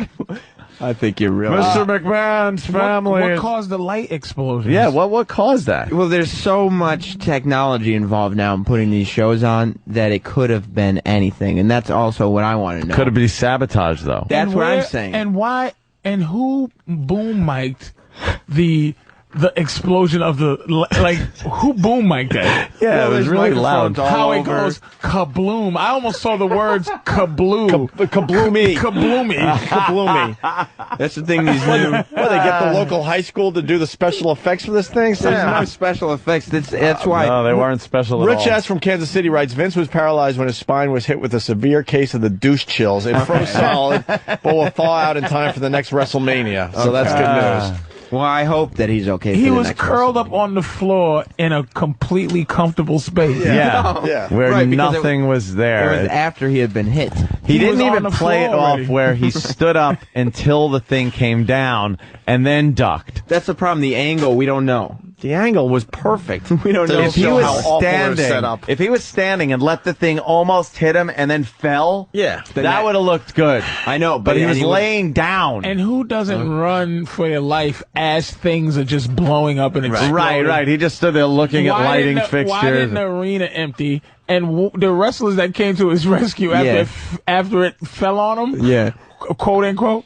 What were they doing as the explosions was going on? So they were just chilling, waiting for something to hit him? They were in the ring. And why was he standing exactly where that thing fell? That's the question. That brings up Anthony's point of sabotage. Because they knew he was going to be standing there. And the wrestlers are in the ring because it was the draft show, and they set up some elaborate explosion to make that lamp fall right on him. CW from Scranton is following the story. We got updates. Breaking news: McMahon's gurney in hospital, accidentally pushed downstairs. Still not dead. What? And then more breaking news: McMahon chokes on hospital food. Still not dead. Okay, I think so. CW's on the case here. Thank you. So you know how you get hired to be right on these is like you take these existing scenarios, you take an existing thing and you just finish it. Like you write it to its conclusion, like what is going to happen at the end of this whole thing. Yeah. By the way, Sam, who thinks wrestling is real, Patrice used to write for the WWF. Well, I know. He called the WWF. He used to be on Vince McMahon's plane writing out storylines. Yeah, I mean, you got to send them in a direction, but I'm assuming they had some kind of cool, nice thing written to end this big money, and then all of a sudden the set crashed down and ruined everyone's plans. And now somebody has to rewrite exactly the paralysis because now they got to figure out where the paralysis paralyzed Vince. I can only hope that paralyzed Vince uses one of those old wheelchairs and a blanket on his legs. I'm sure. Like I wanted to use one of those old wooden ones. Like the dead mother from Psycho? Yeah. One of those real old wheelchairs. A crickety. And like a checkered blanket on his legs. Yeah. I certainly hope it doesn't come to that. All right, listen, we got to take a break. Certainly. Enough with your nonsense, Sam. Get the hell out of here. Sam is an ass. From us? It's good radio, but it's nonsense. Go. Sam's a complete buffoon. After the live show today, we're replaying our last interview with George Carlin. Going to play a little piece as we go to break here, okay? Right. We'll continue with Patrice O'Neal in just a bit. We want to say it to your face. We're fortunate enough to interview a lot of people with this radio show. And every once in a while, someone comes through that door where we're like starstruck and a little freaked out, and you're one of those guys. Now, calm down. Right. We're all obviously huge fans, and we love everything you've done. Very nice. I really appreciate it. 50 years, right? 50 years since I went into radio in 1956. Wow. 40 was just starting. Rock and roll was just starting. I was 18, and I had the advantage of having a car down in Shreveport. I was Shreveport, Louisiana. I was in the Air Force. And I could go out at night and tell the chick, hey, you want to hear a song tomorrow? I'll dedicate it to you. What do you want? You know, it was magic, man. Two paychecks, didn't have to do anything on the air base, just do my show. Radio's just never changed as far as that goes. Well, that's why. I see it as a way to get girls. That's why most people got into radio, is for the free CDs. Well, free CDs now, whatever. Free music, and hopefully picking up a few extra women on the side. And trade outs with the sponsors. Right. This is Vince McMahon of the WWF, and you're listening to the greatest tag team in radio, Opie and Anthony. We're back with the Opie and Anthony Show. Man, during the break, we're kind of just watching the news here, and some white dude in Florida got his arm ripped off by an alligator? Yep. Oh. And he's proud. Yeah, he was smiling because he was being interviewed by the media, I guess. He's in the hospital. Y'all really love that shit, boy, when bad things happen to you. Oh. It's a badge of honor. I lost my eye. Let me get... How come he's able to interview right after he lost his arm and Vince can't give us a little interview? Yeah. After a little fucking electrical thing falls on him. I'm pretty sure my arm will never get bitten off by an alligator. Yeah. I'm almost 99% sure that it's just not going to happen. What are white You're people not going to doing? be in that position where an alligator. I hate, you know what, the old hack, you know, white people do this, black people, but it just, black people, you don't hear of that shit. Mm-hmm. You just don't hear about, and then you don't see him walking around the hospital, pictures in the news where he's like, he's like, has a smile on his face like, hey, I'm just happy to be here. Yeah. You're an armless asshole. Patrice, here's the question for you. Black guy in the hospital, lost his arm to an alligator. How would that sound? That would not be good. You wouldn't be laughing. You wouldn't, if you said it, okay, black guy walked through the hospital, lost his arm. You go, diabetes. First. Gunshot wound. with a hollow point that tore through it, and so they had to take it off or shotgun. Mm-hmm. Not in pit bull. Yeah, Pitbull could have ripped it off. Maybe. No, come on. Mm-hmm. Pit bull tore it off. But not or a pet tiger that he illegally pet tiger. he illegally smuggled in from Timbuktu. Like Tony Montana. I want the tigers. But not an animal. And a lot of people, like, you know, piranhas. Black people love piranhas. Yeah. Piranhas they don't do what they do in B movies. Piranhas do not skin you alive in 30 seconds. And just see a skeleton like of a horse. Just like you put a cow in there, and then all of a sudden there's just a head and the bones of a cow. It doesn't exist. Fucking piranha. When I was gonna buy fish, I went piranha because I want to see him eat a meatloaf.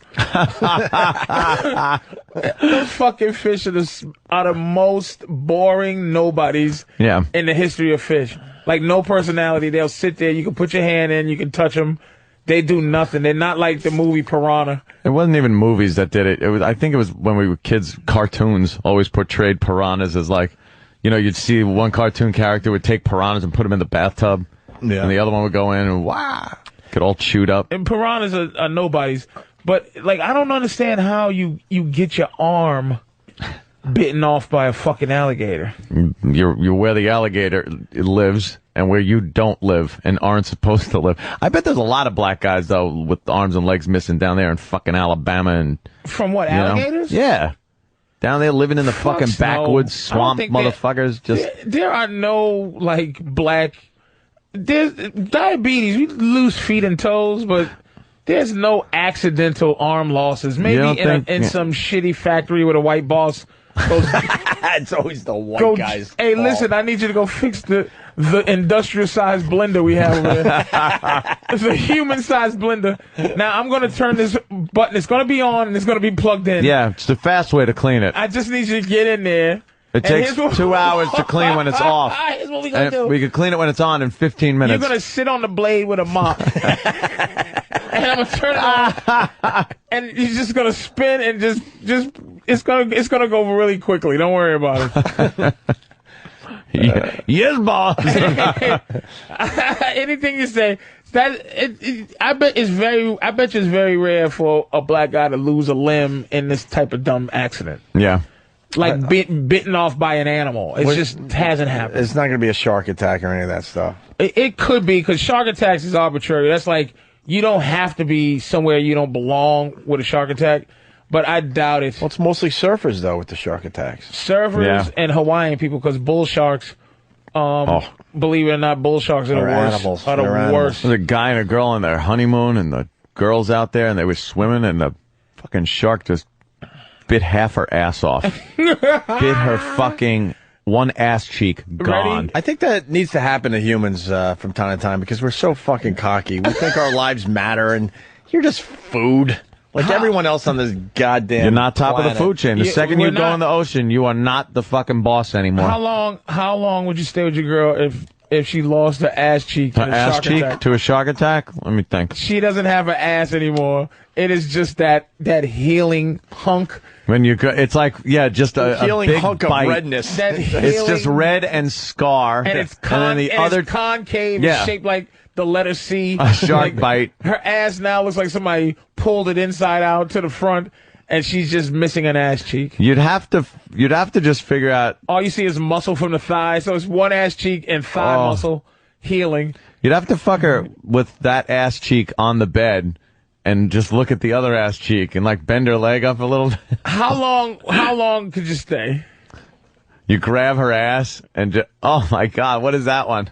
Is that her? Someone's ass being eaten. Oh, that's an eaten ass cheek. Come on, is that guy alive at least? No, that guy's got to be dead. You wouldn't have his face in the sand like that. Yeah, I think good you'd point. help the motherfucker out a little more than. But I think a woman would stay somewhere. with you if you lost your ass cheek in it. Like a woman would stay with a man if you if you lost your ass cheek in some type of. Think accident. about when you're fucking and you hold on to the ass like that, and then you'd be holding on to one normal ass cheek, and then the other one you'd be touching like a spine or a pelvis bone. You just prop her up against the wall and then hold the. And what's worse ass cheek. is she has to wear a prosthetic ass cheek. Like in the pants. Her special drawers. She has to get special health insurance underwear that puts an ass cheek in, which makes washing clothes a nightmare because all you hear is that. Oh God damn! Another guy that lost his ass. They love eating ass, those sharks. Is that a shark attack? Yeah.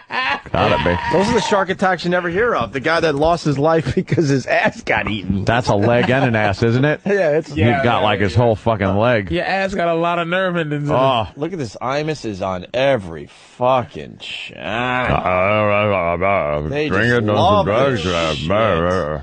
Hey, we got a lot of people that have lost their limbs out there. Maybe we should get a few calls on the air today. All white guys. But we need... And diabetes doesn't count. No, it's got to be fucking boss told me to fucking try to get the fucking peg thing out of the thing. And how about a black guy? My arm went in. Yeah. Black guy that lost a limb. That's the get today. Hey, by the way, no surprise, but the WWE is hiding from our questions. What? They're begging to be on our show on a regular basis, and now we finally got a reason to have them on our show, and they will not come on our show. Well, Mr. McMahon is recuperating, I guess. Everyone's family in mourning around him. Yeah. All right, we got what a joke. We got limb stories coming up, and Motley Crue on Larry King. Again? This is not a repeat.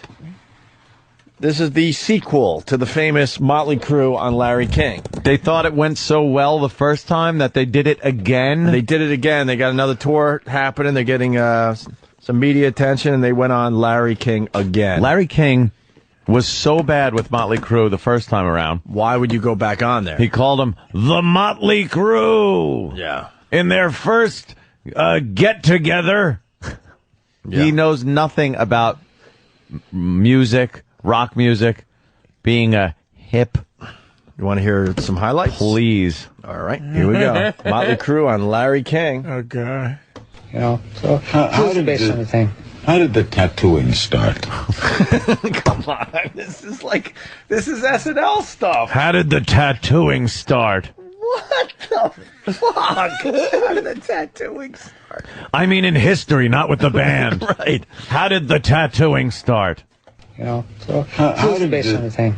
How did the tattooing start? He did it. Who did it? I did it. He did it. Who was first? Who was first? I don't know who was first. I'm not sure. But we all pretty much right around Mr. the same Two. time. Opie, does he even realize? And I heard that Snoop Dogg. Does Steve? What's his name? King. What's his name? Larry King. Larry King. You really don't know Larry's name? I say Steve or Alan a lot when I think about Alan King. Okay, I got you. Now, does he know that can putting these guys in that kind of spot with that stupid fucking question, right, could harm their career? Right. When you ask some fucking so-called anti-establishment type of people, hey, when did the tattooing start? And you force them to go, I don't know. Yeah, it sounds just. Who got it first? Who was first? Was it me? Was it you? Like it's like It's like I don't know. They might the fuck up, dude. I got tats. We got them at fucking different times. You think we remember? We were in drug-induced fucking haze. Yeah, you old what bat. kind of dumb old question is that? And then he made Snoop Dogg try to fucking sing with him. Oh God, why would you be polite about it? I mean, it's a dumb question. You should kind of call him out. I mean, like, what are you talking about? I don't know. Like Ant said, you get a little attitude about it. Like, I'm a rock star, dude. I don't know. When did the tattoo start? Did you take garlic to prevent infection? What was used, ink or Welch's grape juice? Sorry, I think the tattooing started at the end of your fifth marriage. Yeah, I think that's funny. You are quite a motley crew. That's ridiculous. He can just damage. He can damage you. I agree with you. Let's hear the rest of this. Right around the same time, very early, like the first record, did we start getting tattooed? Tommy wasn't even old enough to get a tattoo. No. And the first record. Not that stopped us from doing anything. Childhood, right? I mean, you know each other. Yeah, me and Tommy went to high school together, and I got a tat of. It says, "Fuck the Krauts." When I was in the big one. This next clip really. Kilroy was here. Don't they have a song called? Don't they have a song called "I'll Fucking Kill You If You Ask Me a Question About My Tattoos"? They should. They're penning one now. Right. Well, speaking of which, so the guys try to move on because they realized we have nothing on tattooing, and Larry just will not drop it. so they actually invited me in, and I slept on the floor next to Tommy's bed for, Who said let's for a long time. let's get tattooed? Oh God. Did you get stewed, screwed, and tattooed? Because I know people like doing those three things. Floor next to Tommy's bed for, Who said let's for a long time. let's get tattooed? I can't remember how that started, but we were always like into tattoos, and into anything that was rebellious. And I think in the beginning, you know, for me personally, tattoos were like, what's going on? Not my first one. My first one was that rose right there. That's right. Why is he on TV? Why is he still on TV? He's not relevant. I got a tattoo of a dollar bill on my cock. And when I get a hard, I jerk off so I can watch my money grow. Get it? How important is the ink when it comes to a tattoo? Does it matter? We got our first one. See, Ryan in Florida. Ryan? Hey, what's going on, fellas? You don't have a... I actually lost a foot in a gator attack. I was fishing with one of my friends, and came out of nowhere, dude, grabbed me by the foot, took me under. Luckily, we carried guns because, you know, it's known to happen every now and then, and my friend shot it a couple times, and he let me loose. But they don't actually eat you alive. They take you under and try to drown you and then eat you later after you're dead. Yeah, because they kind of strangle you. Don't they use that tail and everything to just kind of strangle you? No, they just take you down underwater and drown you. Right, but they hold you, like, with their tail. And not their tail, their teeth. They don't need anything They but don't need their anything else, you don't teeth. think? They go on that death roll thing where they... That's what I mean. They grab you and spin you around and just rip you to pieces. Why did the guy hang up? I want to hear about... Yeah, what happened after he bit him, and how did he get to the hospital? Oh, yeah. How clean must... That's got to be the dirtiest, most jagged fucking injury you can have is some alligator tooth bite. You know that's not like a nice, clean fucking meat slicer cut. Tearing, yeah. Yeah. We got our first one. We'll get more. That must hurt. Yeah. You think? Back to Motley Crue on Larry King. Tattoos.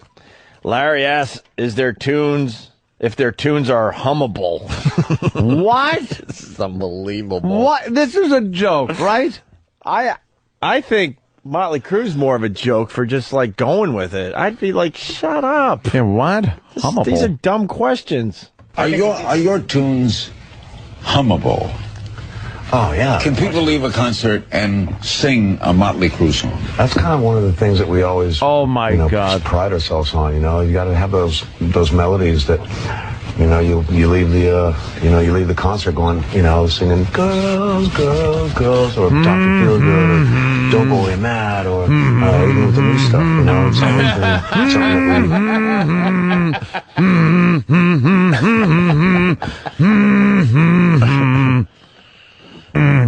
He interviewed Jerry Seinfeld yesterday. I didn't watch it, but I guess he. Oh, I saw that. I know where you're getting at. I mean, Jerry basically is like, you're an idiot. You're an idiot. He really did. He called him out. We did the audio. You're on an our show. idiot. Go ahead. No, you did the audio already? Is this a new interview? No, they did for the B movie. No, not for the B movie. For Carlin. I think he interviewed Carlin. I didn't see it. Oh, last night for George Carlin. He interviewed Jerry Seinfeld for, it was a memorial for Carlin. Okay, no, I did not see I that. know he had to have dumb questions, you know what I mean? Well, let's find out. Because we can't get enough of Larry King's interviewing, technique. Could your songs be played on an elevator? Question.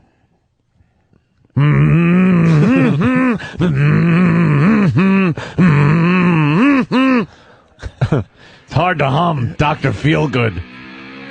Yeah.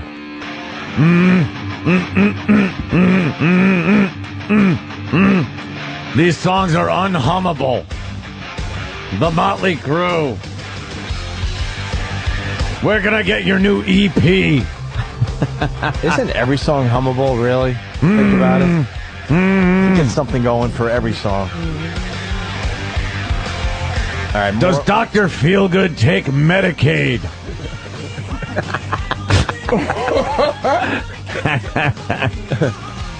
Oh, this is wonderful. Kickstart my heart. I'm not singing. I'm telling somebody, please. Help me.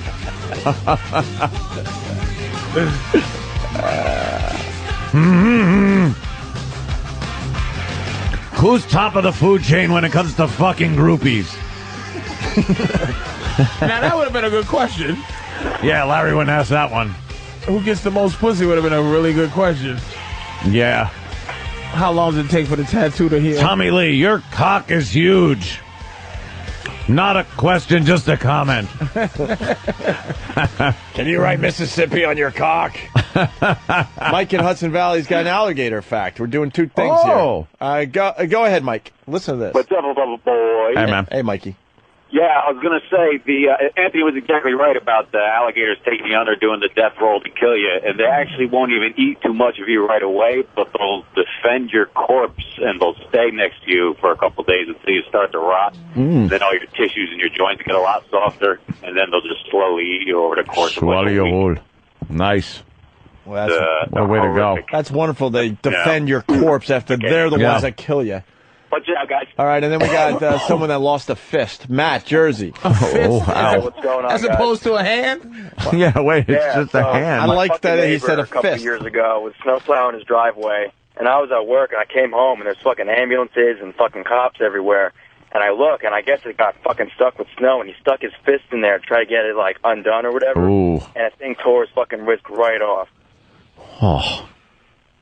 God. And I was like, you are such a fucking idiot. Oh, that's what he wants to hear. You knew this kid. I know, right? You dumb motherfucker, you lost your hand. Boy, you stupid. Dummy. Right, that's not what he wants to hear. Turn the fucking thing off. Thank you, sir. Let's go. I knew some guy that worked in this supermarket. And they were making chop meat. And he's pushing the thing through, and the chop meat machine grabbed his arm, his hand and his arm, and ripped the skin from the elbow down to his wrist. Like there was just the bone. It's all you're just there with everything folded down like a cuff. Like you just kind of rolled up your sleeve. But what's your imaginary, like, something that you go, oh man, this is horrible? Like your imaginary losing of limb. Mine, I got two, which is the escalator getting caught, your pants getting caught. Oh, right, caught in the part of the escalator that when you're up there. Yeah, and it goes back into the machinery. For some reason, I have something long on, and I'm shredding paper. I do a lot of shredding. Yeah, I shred. And it just, something happens with the shredder. Sometimes I clean the shredder out and I don't unplug it. Oh, and that's just like, stupid. Something. You gotta unplug it. I think about losing a finger in a shredder. I had this. A paper shredder. It wasn't something like losing a limb or anything, but it was something horrible that I used to think about when I was in wood shop. It was running a board through the table saw. Oh, yeah. And slipping and just bam, hitting your chin on the fucking blade as it's spinning. Because you know why? It wouldn't go ramp. It would make like a bang, like you were punched. Yeah. But it would leave a fucking like cut all the way through your teeth. But falling like chin first as you're sliding the wood through on a table saw. Scared the shit out of me. Alligator guy called back because we need the rest of the story. So alligator guy. So now you come back out of the water and you realize that the alligator took your foot. Oh, yeah. Yeah, well, what happened is, it took me under. The guy shot it a couple times, and it was actually so bad, it didn't bite the foot completely off, but there was, like, bones sticking out and everything. My friend passed out. He couldn't even handle it. They took me to the doctor. They tried to save it, but it was just so bad they had to amputate it. So I was just going to fill you in with the rest of the story, fellas. I'll probably just look like a big blob of shit on the end of your fucking So why can't leg. they put just like a little bit of like the alcohol or the just kind of peroxide, right? Yeah. And then wrap it up and see what happens. Wrap it up. Like I'll take a mauled foot over no foot. Or just they should have like metal molds of feet and hands, so when it's all fucked up, you just slap a mold on there and let it heal, and then take the mold off, and you just have like fingers. And I saw a guy walking down Columbus Avenue with the fake leg. They got the fake leg figured out. Well, they got the good one. It's ugly though. It's a bouncy spatula. Spatula foot. No, that's if you want to be an athlete. Yeah, but people use that bouncy spatula foot. That's the attachment. That's the attachment if you want to be an athlete. No, that's like the good one. Definitely that's the foot. It's the good one, but you gotta look silly. But they got the knee figured out and everything, where it bends where it's supposed to bend and everything. I saw this guy walking down Columbus Avenue. If you didn't know any better, you wouldn't see that. He was in shorts? He was in shorts. It's ballsy. He barely had a limp, and the knee was. Yeah, it is selfish. The knee was moving how it was supposed to move. Yeah, they got figured out. It's like an adjustment. Did he have spatula? That's very funny, man. Spatula foot. Hey, Ortos. Old Rudderfoot. Hey, Rudderfoot. Hey, old Rudderfoot. Now we go back over here to Motley Crue and Larry King. Motley Crue. Girls, or Dr. Feelgood, or Don't Go Away Mad, or even with the new stuff, it's always been something that we, always so make sure it's not just sounds and... It's not just, Not just sounds? What an idiot. Did he just say not just sounds? What an idiot. So it's not just sounds, it's music? What do you make? Jeez, this guy's a fucking tool. You would think he would get, somebody to give him a few Motley Crue songs. Very catchy songs, if you listen to the hits especially. Oh, I love the rock and roll. God, what an idiot. He doesn't know He doesn't even anything do the about basics him. for his interview. Yeah. All right, then he continues. Good. Good old Larry. Come on. Maybe he doesn't come. Fix it. You said that this set, our set, which has been around for a long time, is a lot like your set on tour? Yeah, I mean, I don't want to give away too much what our set looks like, but exactly it says CNN. Yeah, exactly. Yeah. How important to the rock band is that? There's the famous. How important? We learned a while ago that he always asked how important is the blank to the blank. And he actually asked a snowboarder one day, was it? No, it was the skateboarder. The skateboarder, Yeah. right? Remember the video of the skateboarder, Patrice? He fell like 50 feet. He was on a half pipe, one of those ridiculously huge half pipes. He was trying to move, and he ended up falling to earth like 30 or 40 feet. Yeah, Larry King was talking to him. And that guy on. He actually asked him, how important is the skateboard? In fucking skateboarding. Skateboarding? Yeah. How important is the skateboard? Pretty fucking important, dummy. How important is your microphone? How important to the rock band is that? For us, what happened is that we kind of created a monster back in the early 80s when we first started Frankenstein. out. Started lighting ourselves on fire and trying to beat ourselves every single tour.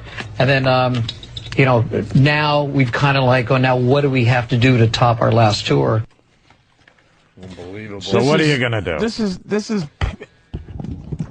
pathetic. It's really it's a detriment to their career. It is. To hear these agree with you, guys talking like this. I agree with you. You shouldn't be going with this. You should be kind of mocking them. Are you serious? Are you serious? What do you think? Do you know any of our songs, you asshole? We have a King Cam question about a famous, or maybe should I say notorious aspect of past Motley Crue shows. Watch. Hey Lewis, this is Steve Mason. Do you think that same-sex marriages will be accepted nationwide now that they've been accepted in California? That's a good question. It should be. Oh, I'm sorry, that was wrong. That was for Lewis Black. Wrong question, wrong time. Oh, God, is he a complete disaster? How important is the real clip? This is in college radio. He's on CNN, Oh, God. man. He just re-signed with him? He did, right? Well, that's good for us. We can't get enough of him and his dumb technique. Let's see. Girl lost arm in shop class. Friend lost finger in warehouse. Uncle lost arm in Saw accident. Which one do you want to go to? Saw. Yeah? The girl. Let's go to Steve in the Pocono. Steve? When did your crew become motley? Dog shit sniffer. Steve, let's go. Hey, buddy. Uncle lost arm. Steve, Poconos. All right. Bye-bye. Let's go to Wade in Toronto. Wade? Hey, My dear Wade. Good, buddy. Back about 16 years old and sitting in shop class. There's a girl planing wood that's an inch and a half thick. And me and the teacher are over in one corner, she's kind of in another, and all of a sudden you hear this wicked shrill, and you know something's wrong, and her arm is stuck in the planer, up almost to the elbow. Oh, the planer. Yeah, you know. Wow. You know, Yeah, it just ripped the top of her arm off? Yeah, and the shavings come out the back. Well, there was no shavings, man. It was just red, and now she's got a little stump at the elbow. And when we finally got the machine turned off, pulled her arm out, there was like still about 4 inches of bone up to the elbow. It was gross. And the shop teacher quit. He retired. He couldn't take it. I don't blame him. They took a lot of chances in high school with that shop. Yeah, what the fuck are they thinking? They really did. Hey, let's just have whirling blades and throw children at it. Here you go, kids. Grab this shit and put it into the whirling blades. You know, kids that have a problem listening to anything. You Yeah. trust them with this equipment. You can't trust them with a pen. Right. Like they're throwing pens at each other and shit. They don't have shop class anymore? Oh, no, I'm sure they do. I haven't been to a school in quite some time. Yeah. But, the fucking, what about the lathe? That could be one of the most dangerous fucking things. And you went in there. These are machines that, like, professional people should be using. And you go in there, and some dumbass is trying to teach you how to use it. Mm-hmm. He doesn't even know. And that lathe thing used to scare me because you get that kickback on the blade if you didn't hold it tight enough. You'd have to hold that fucker down. I hated the lathe. I always thought it was going to flip the back of the tool up and smash me. I never used that equipment, obviously. Oh. I have nothing to add here. Horrible. Bandsaw. Yeah. You never push into the blade. You're always supposed to keep your hands on either side of the blade. And when you're cutting a circular thing, you got to keep moving your hands. Sure. I didn't do that once and just kept going around, and it went through the wood really fast, and my thumb just went, bop, touched the blade. I almost fainted right there. I was like, oh, my God. You know, the first thing you do is grab whatever's injured and then take the slow look at it. Yeah. You got to go, all right, that's a good one. How bad was it? It was pretty bad. Stitches? It cut right through my thumb. No, because it was on the tip of my thumb, so I just kind of wrapped it in tape. All right, we're going to take another break. Hated those things. Ugh, machines. After the live show today, we're going to replay our last interview with George Carlin. Going to go to break with another piece. This is pertinent. Censorship. Discussed with people in general. George Carlin from our show a few months back. People think they have a right to not have their feelings hurt. I know. They actually think that's a given right that the forefathers wrote in that said, your feelings, they can't be hurt. Right. And that is, you could say whatever you want as far as hurting someone's feelings. That's that left-wing paternalism. Big white. Oh, yeah. Big white daddy knows best. Yep. That came, everyone, we all got to understand that we could expect censorship from the right wing. Mm-hmm. Over time, we know that's where it's going to come from. But to expect it from the left wing, from the politically correct people in the campuses, especially the Eastern Ivy League campuses, that caught me by surprise. The conservatives have always hid behind family values and religion, and it seems like what the liberals hide behind is things like hate speech. Like that's how they get you to kind of not say what kind of smashes their ideology. Yeah, it's this country went off the cliff and it's just in free fall now. It's just we're waiting for the Big Bang to happen, and it's so wonderful what nature is doing to smack us back. This arrogant species who overbuilds, overreaches, overuses, wastes, just completely lays waste and despoils everything it touches. Three-wheel vehicles, all-terrain vehicles. We're going to go everywhere there's some sand. We're going to make a mark, and we're going to make an ugly mark, and then we're going to not worry about it, and we're going to come home, and we're going to barbecue. It's just a sick, it's disgust in my voice you're hearing, folks. Good morning. Welcome to Disgust.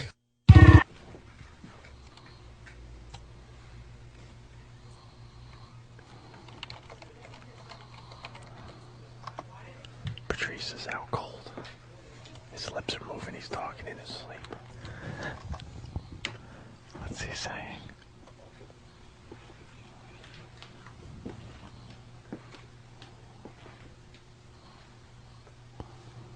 Just hear him snoring a little bit. He's getting ready to really start snoring, I'm thinking. Yeah. Oh, yeah.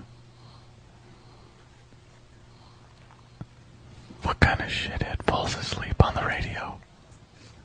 Oh, yeah.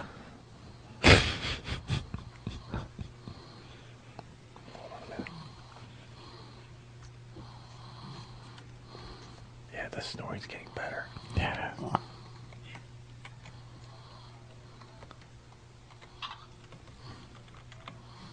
It's documented. You're right, it is getting louder. Yeah.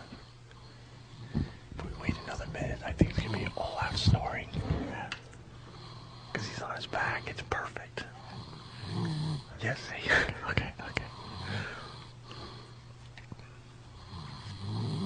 Told you. Okay. He's out cold. That's getting good.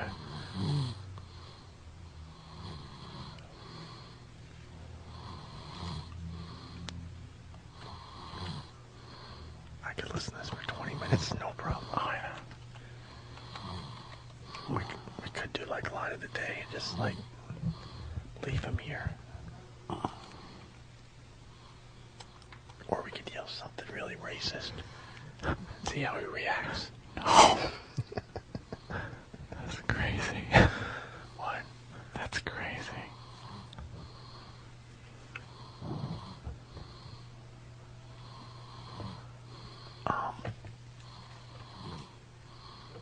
The camera's broken. Do we have a really loud noise we can play?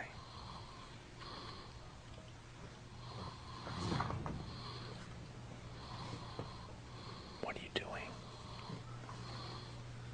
Why does he have to be in here now? I don't know. No, don't worry about it.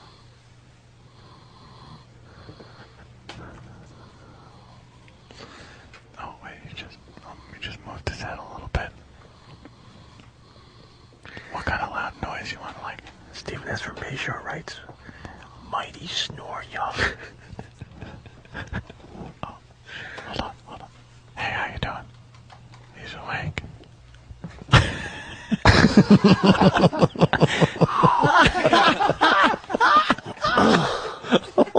Holy shit.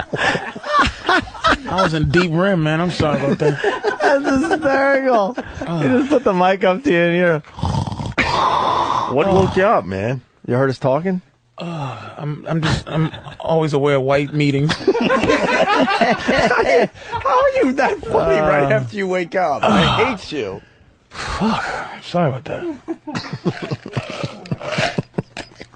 I think I was dreaming too, man. You're dreaming. Wow, man, my fault, dude. What were you dreaming? I don't even know. I'm professional. God damn it. I'm sorry about that. I've done it. You're not the first, Patrice. Yeah. The show bores Jimmy the hell does out of it. everybody. Someone suggested play a loud police siren. That should wake them up. Oh, wow. You all right? Yeah, sorry about that. You slept right through the break and everything. I walked past you twice. Sorry. I was snoring? Oh, yeah. Oh, no. Oh, yeah, it was a good one. Well, start off just a heavy breathing, and then you got Up goes. I have a feeling this is going to turn into some heavy snoring, and then you started a little more. almost on cue. Like a fat snorer. Jesus. Well, you're on your back, too. It's perfect. I did that once, and they fucking put the mic on me, put the Pal Talk camera on me, and left the fucking studio. And they just left me there with some fucking like lullaby music gently playing in the background. Are you serious? And I woke up just like, Anthony, oh my God, the show's over. Where the fuck am I? I had no idea where I was. Somebody could help us out, but I think Ann was out for easily a half hour. Oh yeah, With nobody. Just knocked out. I was Just fucking him breathing tired. and snoring for a half hour is all you heard on this channel. Then he woke up. Jesus, that quick fucking sleep revitalized me just now. I was just like, oh shit. You ready to roll? Yeah, let's do it. We got to do it we got to take shifts. Yeah. Just fucking 3 minutes each. That's 4 a.m. God damn it. Tell me about it. It sucks. All right, we could do one more thing, and we're going to get out of here on time today because we're going to replay our George Carlin interview right around 11 or so. Yes. We got George Takei and his partner talking about their marriage. Yes, I'd like to hear that. We got a teen diving out of the speeding car to escape a sex offender. We never got that story on the air. Dove out on her face. We got a kid fighting with his mom on Dr. Phil, which is really funny. Oh, I like that. This is like cleanup stuff over here. And then we got the Oprah audience going absolutely insane because she was giving away all sorts of shit. Her spring, Oprah's favorite things for spring things she does every year. You want to go George Takei? I like George Takei. All right, let's go with George Or is it George Takei? Takei? I like to say Takei. George the Gay. That's what I like to call myself. George the Gay. With my new husband. I'm a sloppy party bottom. That's me. Yes. Here we go. Gentlemen, good morning and congratulations. Thank you very much, and good morning. Good morning. Good morning. It sounds just like Anthony when Anthony does George the Guy. Please, set phaser to ass sex. Thank you. I swear to God, I thought that was you. Good morning. Yes. I can almost do it. I love boners. I love big boners. Beam a double dong dildo into our ass, please. George the Gay. Oh, shit. Gentlemen, good morning and congratulations. Thank you very much, and good morning. Good morning. So when is the big day, George? Well, tomorrow's the big day when we get our license at long last. And no wedding date yet, George? Oh, we have a date, but it's going to be in September, and we want. No, it's funny because he's the name in the relationship. Yeah. All questions to him, but they have no idea that he's probably like the bottom in this Yeah, whole he's thing. the bottom. The other guy's the man, and he's like, you're taking the spotlight. Right. Yes. Yes. Yet, George? Oh, we have a date, but it's going to be in September, and we wanted to give ourselves some months to go through For our asses to heal. Planning for It takes a lot of work to plan for a wedding, Julie. Tell me about it, okay? Tell me about it. She doesn't want to acknowledge the fact that this is two men. Right. Oh, I understand. You got to get the dress and the thing. Oh, that's right. Right. I'm going to wear a lovely dress that green woman wore in the episode where Kirk fucks the green woman. She's dressed in sort of a Jolly Green Giant clothes thing I really took a liking to. Ask him if he ever licked Scotty's asshole. Yes. It's a little gamey. I like when my boyfriend fucks my ass like the turbo lift. Now, did Leonard Nimoy have any reaction when you finger popped him? or did he? Was He ear fucked me. Was it no reaction? Just like a Vulcan. He's just like a Vulcan. What he would do is do that live long and prosper thing with his fingers, but one was in my stink and the other one was jiggling my balls. Wonderful. George Takei sounds like Steve. George Takei.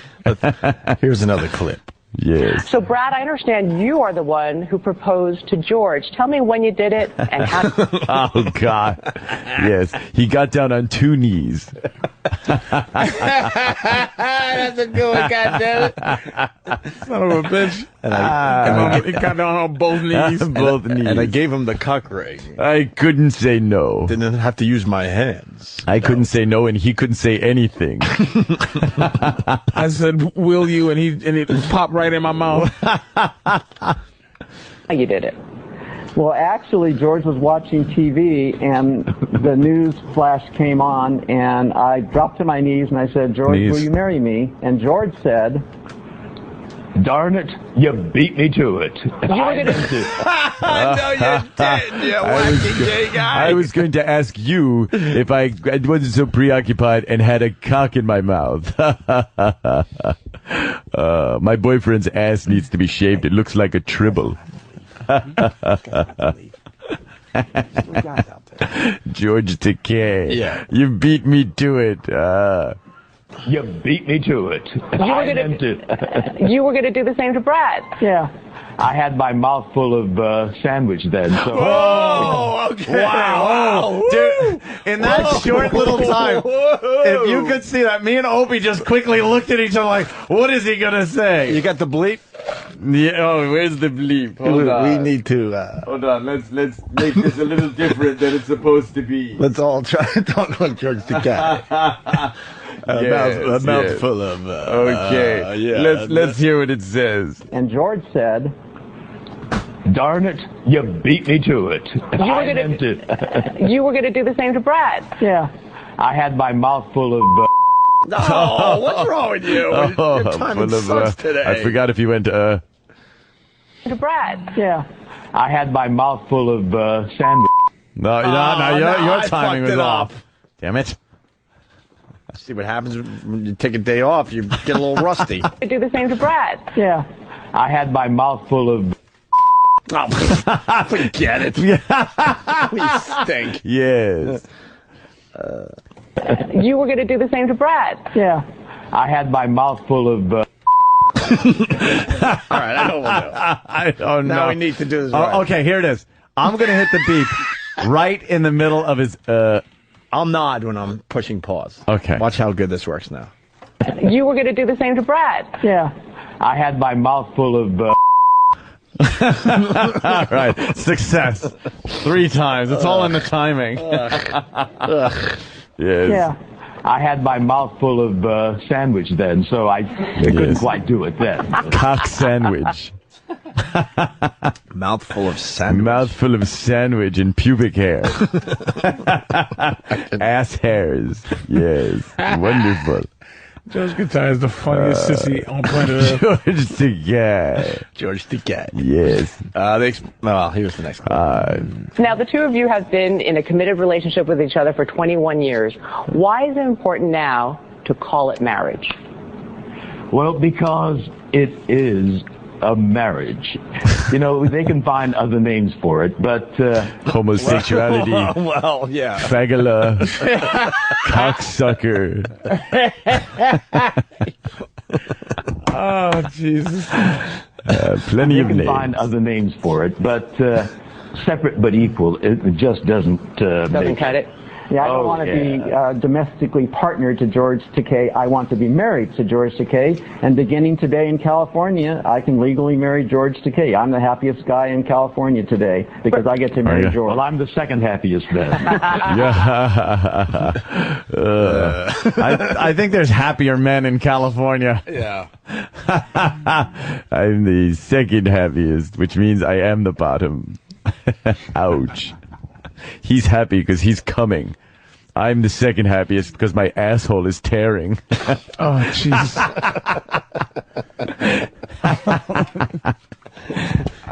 One more clip. I have to go to sick bay. Dr. McCoy, could you put an extra stitch in it to make my boyfriend even happier? That's the door. That's what it sounds like when I pass wind now.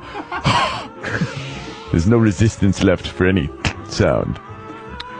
I kept it. To us, it's about love, you know, but it's the climate we're going into that makes it political. But for us, it's love, and we get to make it a marriage. That's right. George Takei, Brad Altman, thank you and best wishes. Thank you. Thank you. You're welcome. Thank you. To legally suck cock is so important to me and my beau. Your apology, and he calls his video Don Imus racial profiling like always. And then on the sports blog, the Bleacher Report, someone posted this comment. Mr. Imus, you've had a nice long career, but it may be time to hang it up. You simply can't come on and broadcast to the world your racist and degrading thoughts towards other people. I think even Howard Stern is embarrassed for you right now. Person doesn't know anything. Veronica, any support for Don Imus out there? Well, there is. You know, blogger Stephen Cowles from the Huffington Post is an Imus fan. He says that it is Imus who is being profiled. He writes, any fair-minded person listening to the exchange with Warner Wolf must conclude that what Imus meant was that he was arrested because he was black, not that he committed bad deeds because he was black. The exact opposite of the meaning implied by those desperate to do Imus in and deprive me of my morning entertainment. Imus is being profiled. And then Mitch Gatewood has a positive take on the situation. He posted this comment to a Dallas Cowboys blog. He says, as a man of color, I find Imus his remark disgraceful, yet important. You see, we as a nation need people like Imus to remind us all that racism and sexism and any other ism still exist. We need to be reminded so that we can confront it. Patrice O'Neal, New York, New York. Our society. So, Tony, we are asking you now, how do you out there feel about this issue? Go ahead and let us know. You can put yourself on camera, send us an iReport. All you have to do is log on to Asian. What is she? iReport.com. Bit of Asian. She's like got some other thing in her. Yeah. Ugh. Your boy Imus, man. Yeah. Whatever. Gives a shit. Poor guy. The fuck? Like black people aren't racist. Leave him alone. We can't be. No, of course. Racist means you need power in order to use your race as blah, blah, blah, blah, blah. I'm very prejudiced. Yeah. I prejudge. Oh, do I ever prejudge? Yeah. Even after I know the truth, I continue to prejudge. Use your prejudgment. Fuck the truth. After I prejudge and it's wrong, it's still the same exact thing I thought it was. Which makes it racism. Yeah. Let's do the line of the day and get the hell out of here. We'll replay the George Carlin interview the last time he stopped by and hung with us, which is kind of sad. It's kind of weird to hear now. Yeah. Well. We have to do like a show that features just all the people that have died. Dead people show. That we've talked to over Give the me years. a little time. Creepy. I'm sure I'll be in a robe and slippers sipping broth with my new beau.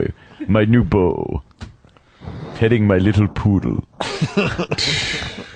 hope it doesn't look like the one that beamed up when the transporter malfunctioned. Remember Two Kirks?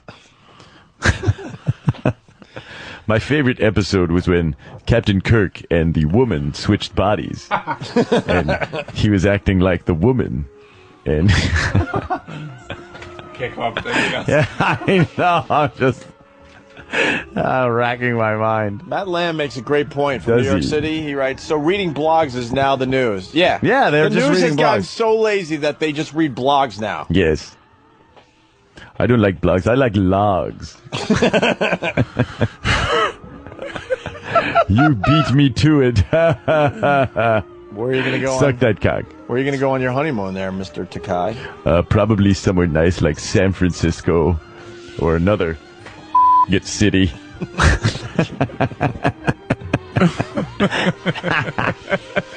Yes. Or I could say the old gag, we're taking the ship to Uranus. Get it? That's space talk for asshole.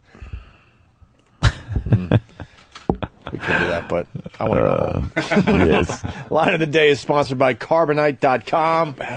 Carbonite backs up your computer hard drive so you never have to worry about losing any of your files. Check it out at Carbonite.com. Promo code XM.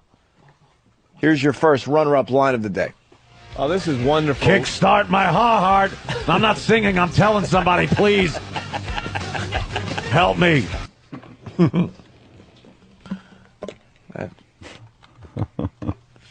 Seemed like that just happened. Yeah. Here's another runner-up line of the day. Yeah. Trying to desperately hold on to regular guyness.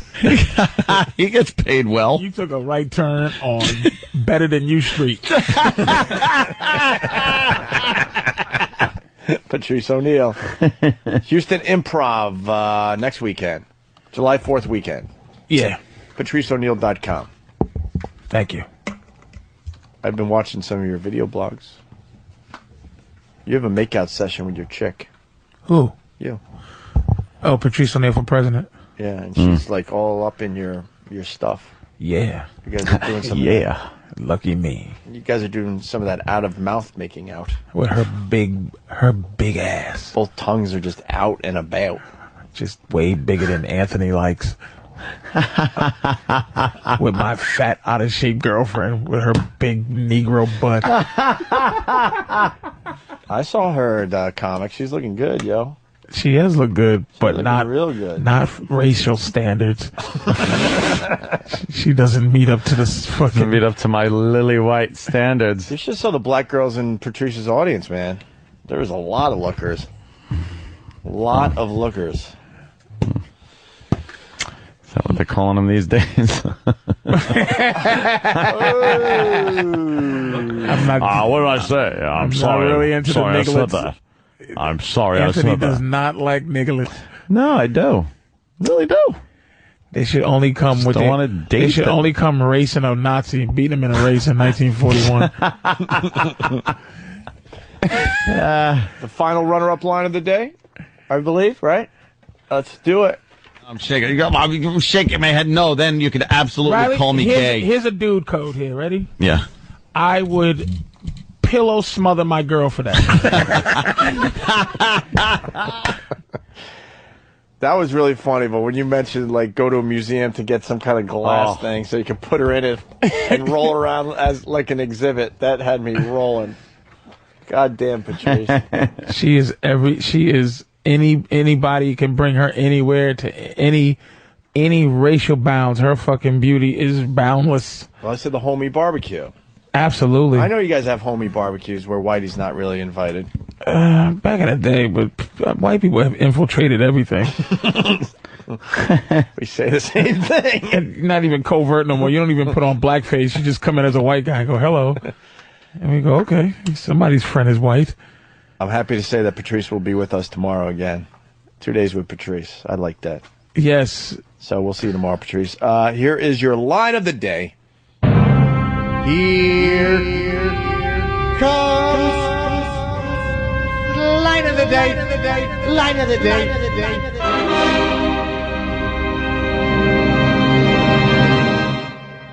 What woke you up, man? You heard us talking? I'm always aware of white meetings. You're out of business now, buddy. Fucking Patrice gets line of the day seconds after he wakes up from a really, and I mean deep sleep. Fuck you.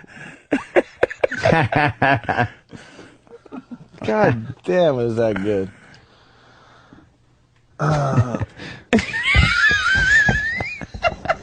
By the way, when I said she was looking good, I was fucking, I wasn't trying to sound cool. Was you trying to have black friends, though? No, come on.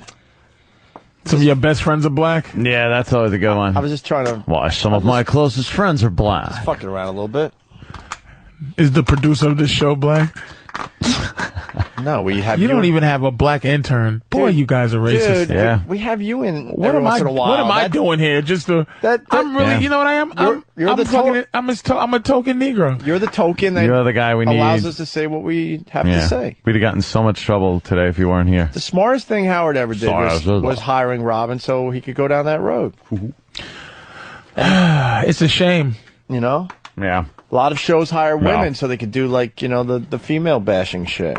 And then women can go like, "Oh, stop, guys." But I try very hard to be honest. I wish I could just say, I would love to just you know what? My job is, I'm going to get y'all fired. Yeah. I'm going to cry one day just on the air when you say something. Shit. How funny would that Oh, be? my God. Please do that. I'm going to march out of here. I'm willing to take that chance. No one would even believe it. I'm No. going to march out of here and go, fuck you guys. Fuck you the guys. only thing that let me see if anything really bothered me. I mean, Eastside Dave with things in his ass, like shit everywhere. Yeah, I could tell that bothers like, you that's not a lot. thing, yeah, it's just like, enough. That's like, You're saying that's white boy fun? Oh, shit. They have shitty fingers. There have been a few things we've done on this show in front of you, and I can tell it's just white boy fun. Like you don't want to be any part of it. It's just mostly Eastside Dave stuff. Yeah, it's just shit. Things in your ass and shit. Like Norton likes to play gay, but it's funny when he touches you softly, and it's creepy with those wormy hands. It's not fun. It's awkward for everybody. But that shitty things is like enough. Yeah. But racial stuff doesn't bother me that much because I'm the biggest racist I know. Yeah. I wish white people weren't my least favorite people, but they're not. See, I said it a while ago. If you and Ant were the same color, you would be the best of friends, You think? Oh my God! Yeah. Very similar, just different colors. Like I saw Anthony with no shirt on. I can't get past that. Just on a racial level. Picture. Do you shave the top half of your chest or something? No. Why? I'm just wondering. No. You know what Anthony's body looks like? Where are they now? Of somebody who used to be in shape. Like, you look like a child star grown up. What the You got a child star grown up chest. I'll tell you. The best friend from Wonder Years. That's what you look like. If we didn't see him for years, that's what he looks like now. Holy shit! Your little awful chest. You know what's weird? Ed and I have been working together like 14 years, and I realized today, and this is a good thing. Yeah. Today was the first day I saw a picture of you without a shirt on. And Turks and Caicos. I don't remember, man. Dude. No, I think you were walking around in a shirt the whole time. No. You don't think? Nah, positive. I know Turks. Yeah. Anthony's chest. Oh, shit. It just looks like. Like what? Yeah, just a nice. You ever see uncooked duck breast? Uncooked duck breast. What the fuck? Anthony's chest look like it could give you salmonella. What are you talking about? I have a little bit of sunburn, and I'm fucking just not that awful little bird chest. It really was whatever. I didn't really. It was just whatever. What's that? Oh, God. Topless. Yeah, it just was like you know. What happened now? A lot of black people on the news today. I like that. Yeah, it really is. Mm-hmm. They'll call. Maybe Sean Hannity will call me. Sean has ostracized me from his. I know. Oh, you got that other guy. This guy looks angry. It's only on the new he left. He quit radio TV. He's just doing radio. Oh really? Yeah, he's gone. All right. Why don't we get out of here? All right, let's go. Patrice will be in tomorrow. So yeah, thanks a lot, man. We'll continue this racial tension tomorrow. See what happens? He's already gone. See? Are we gonna have a little small talk after today's show? A little bit. She's leaving. We're gonna try it, right? All right. There goes Patrice. Door slamming. I want to thank the people that showed up on the bleachers today. Small crowd. You never know. Some days big crowd. Some days small crowd. Today small crowd. Small crowd. See you tomorrow. Today small crowd. Today small crowd. Small crowd. See you tomorrow. Today small crowd. Today small crowd. Small crowd. See you tomorrow. Today small crowd. Today small crowd. Small crowd. See you tomorrow. Today small crowd. Today small crowd. Small crowd. See you tomorrow. Today small crowd. Today small crowd. Small crowd. See you tomorrow. Today small crowd. Today small crowd. Small crowd. See you tomorrow. Today small crowd. Today small crowd. Small crowd. See you tomorrow. Today small crowd. Today small crowd. Small crowd. See you tomorrow. Today small crowd. Today small crowd. Small crowd. See you tomorrow. Today small crowd. Today small crowd. Small crowd. See you tomorrow. Today small crowd. Today small crowd. Small crowd. See you tomorrow. Today small crowd. Today small crowd. Small crowd. See you tomorrow. Today small crowd. Today small crowd. Small crowd. See you tomorrow. Today small crowd. Today small crowd. Small crowd. See you tomorrow. Today small crowd. Today small crowd. Small crowd. See you tomorrow. Today small crowd. Today small crowd. Small crowd. See you tomorrow. Today small crowd. Today small crowd. Small crowd. See you tomorrow. Today small crowd. Today small crowd. Small crowd. See you tomorrow. Today small crowd. Today small crowd. Small crowd. See you tomorrow. Today small crowd. Today small crowd. Small crowd. See you tomorrow. Today small crowd. Today small.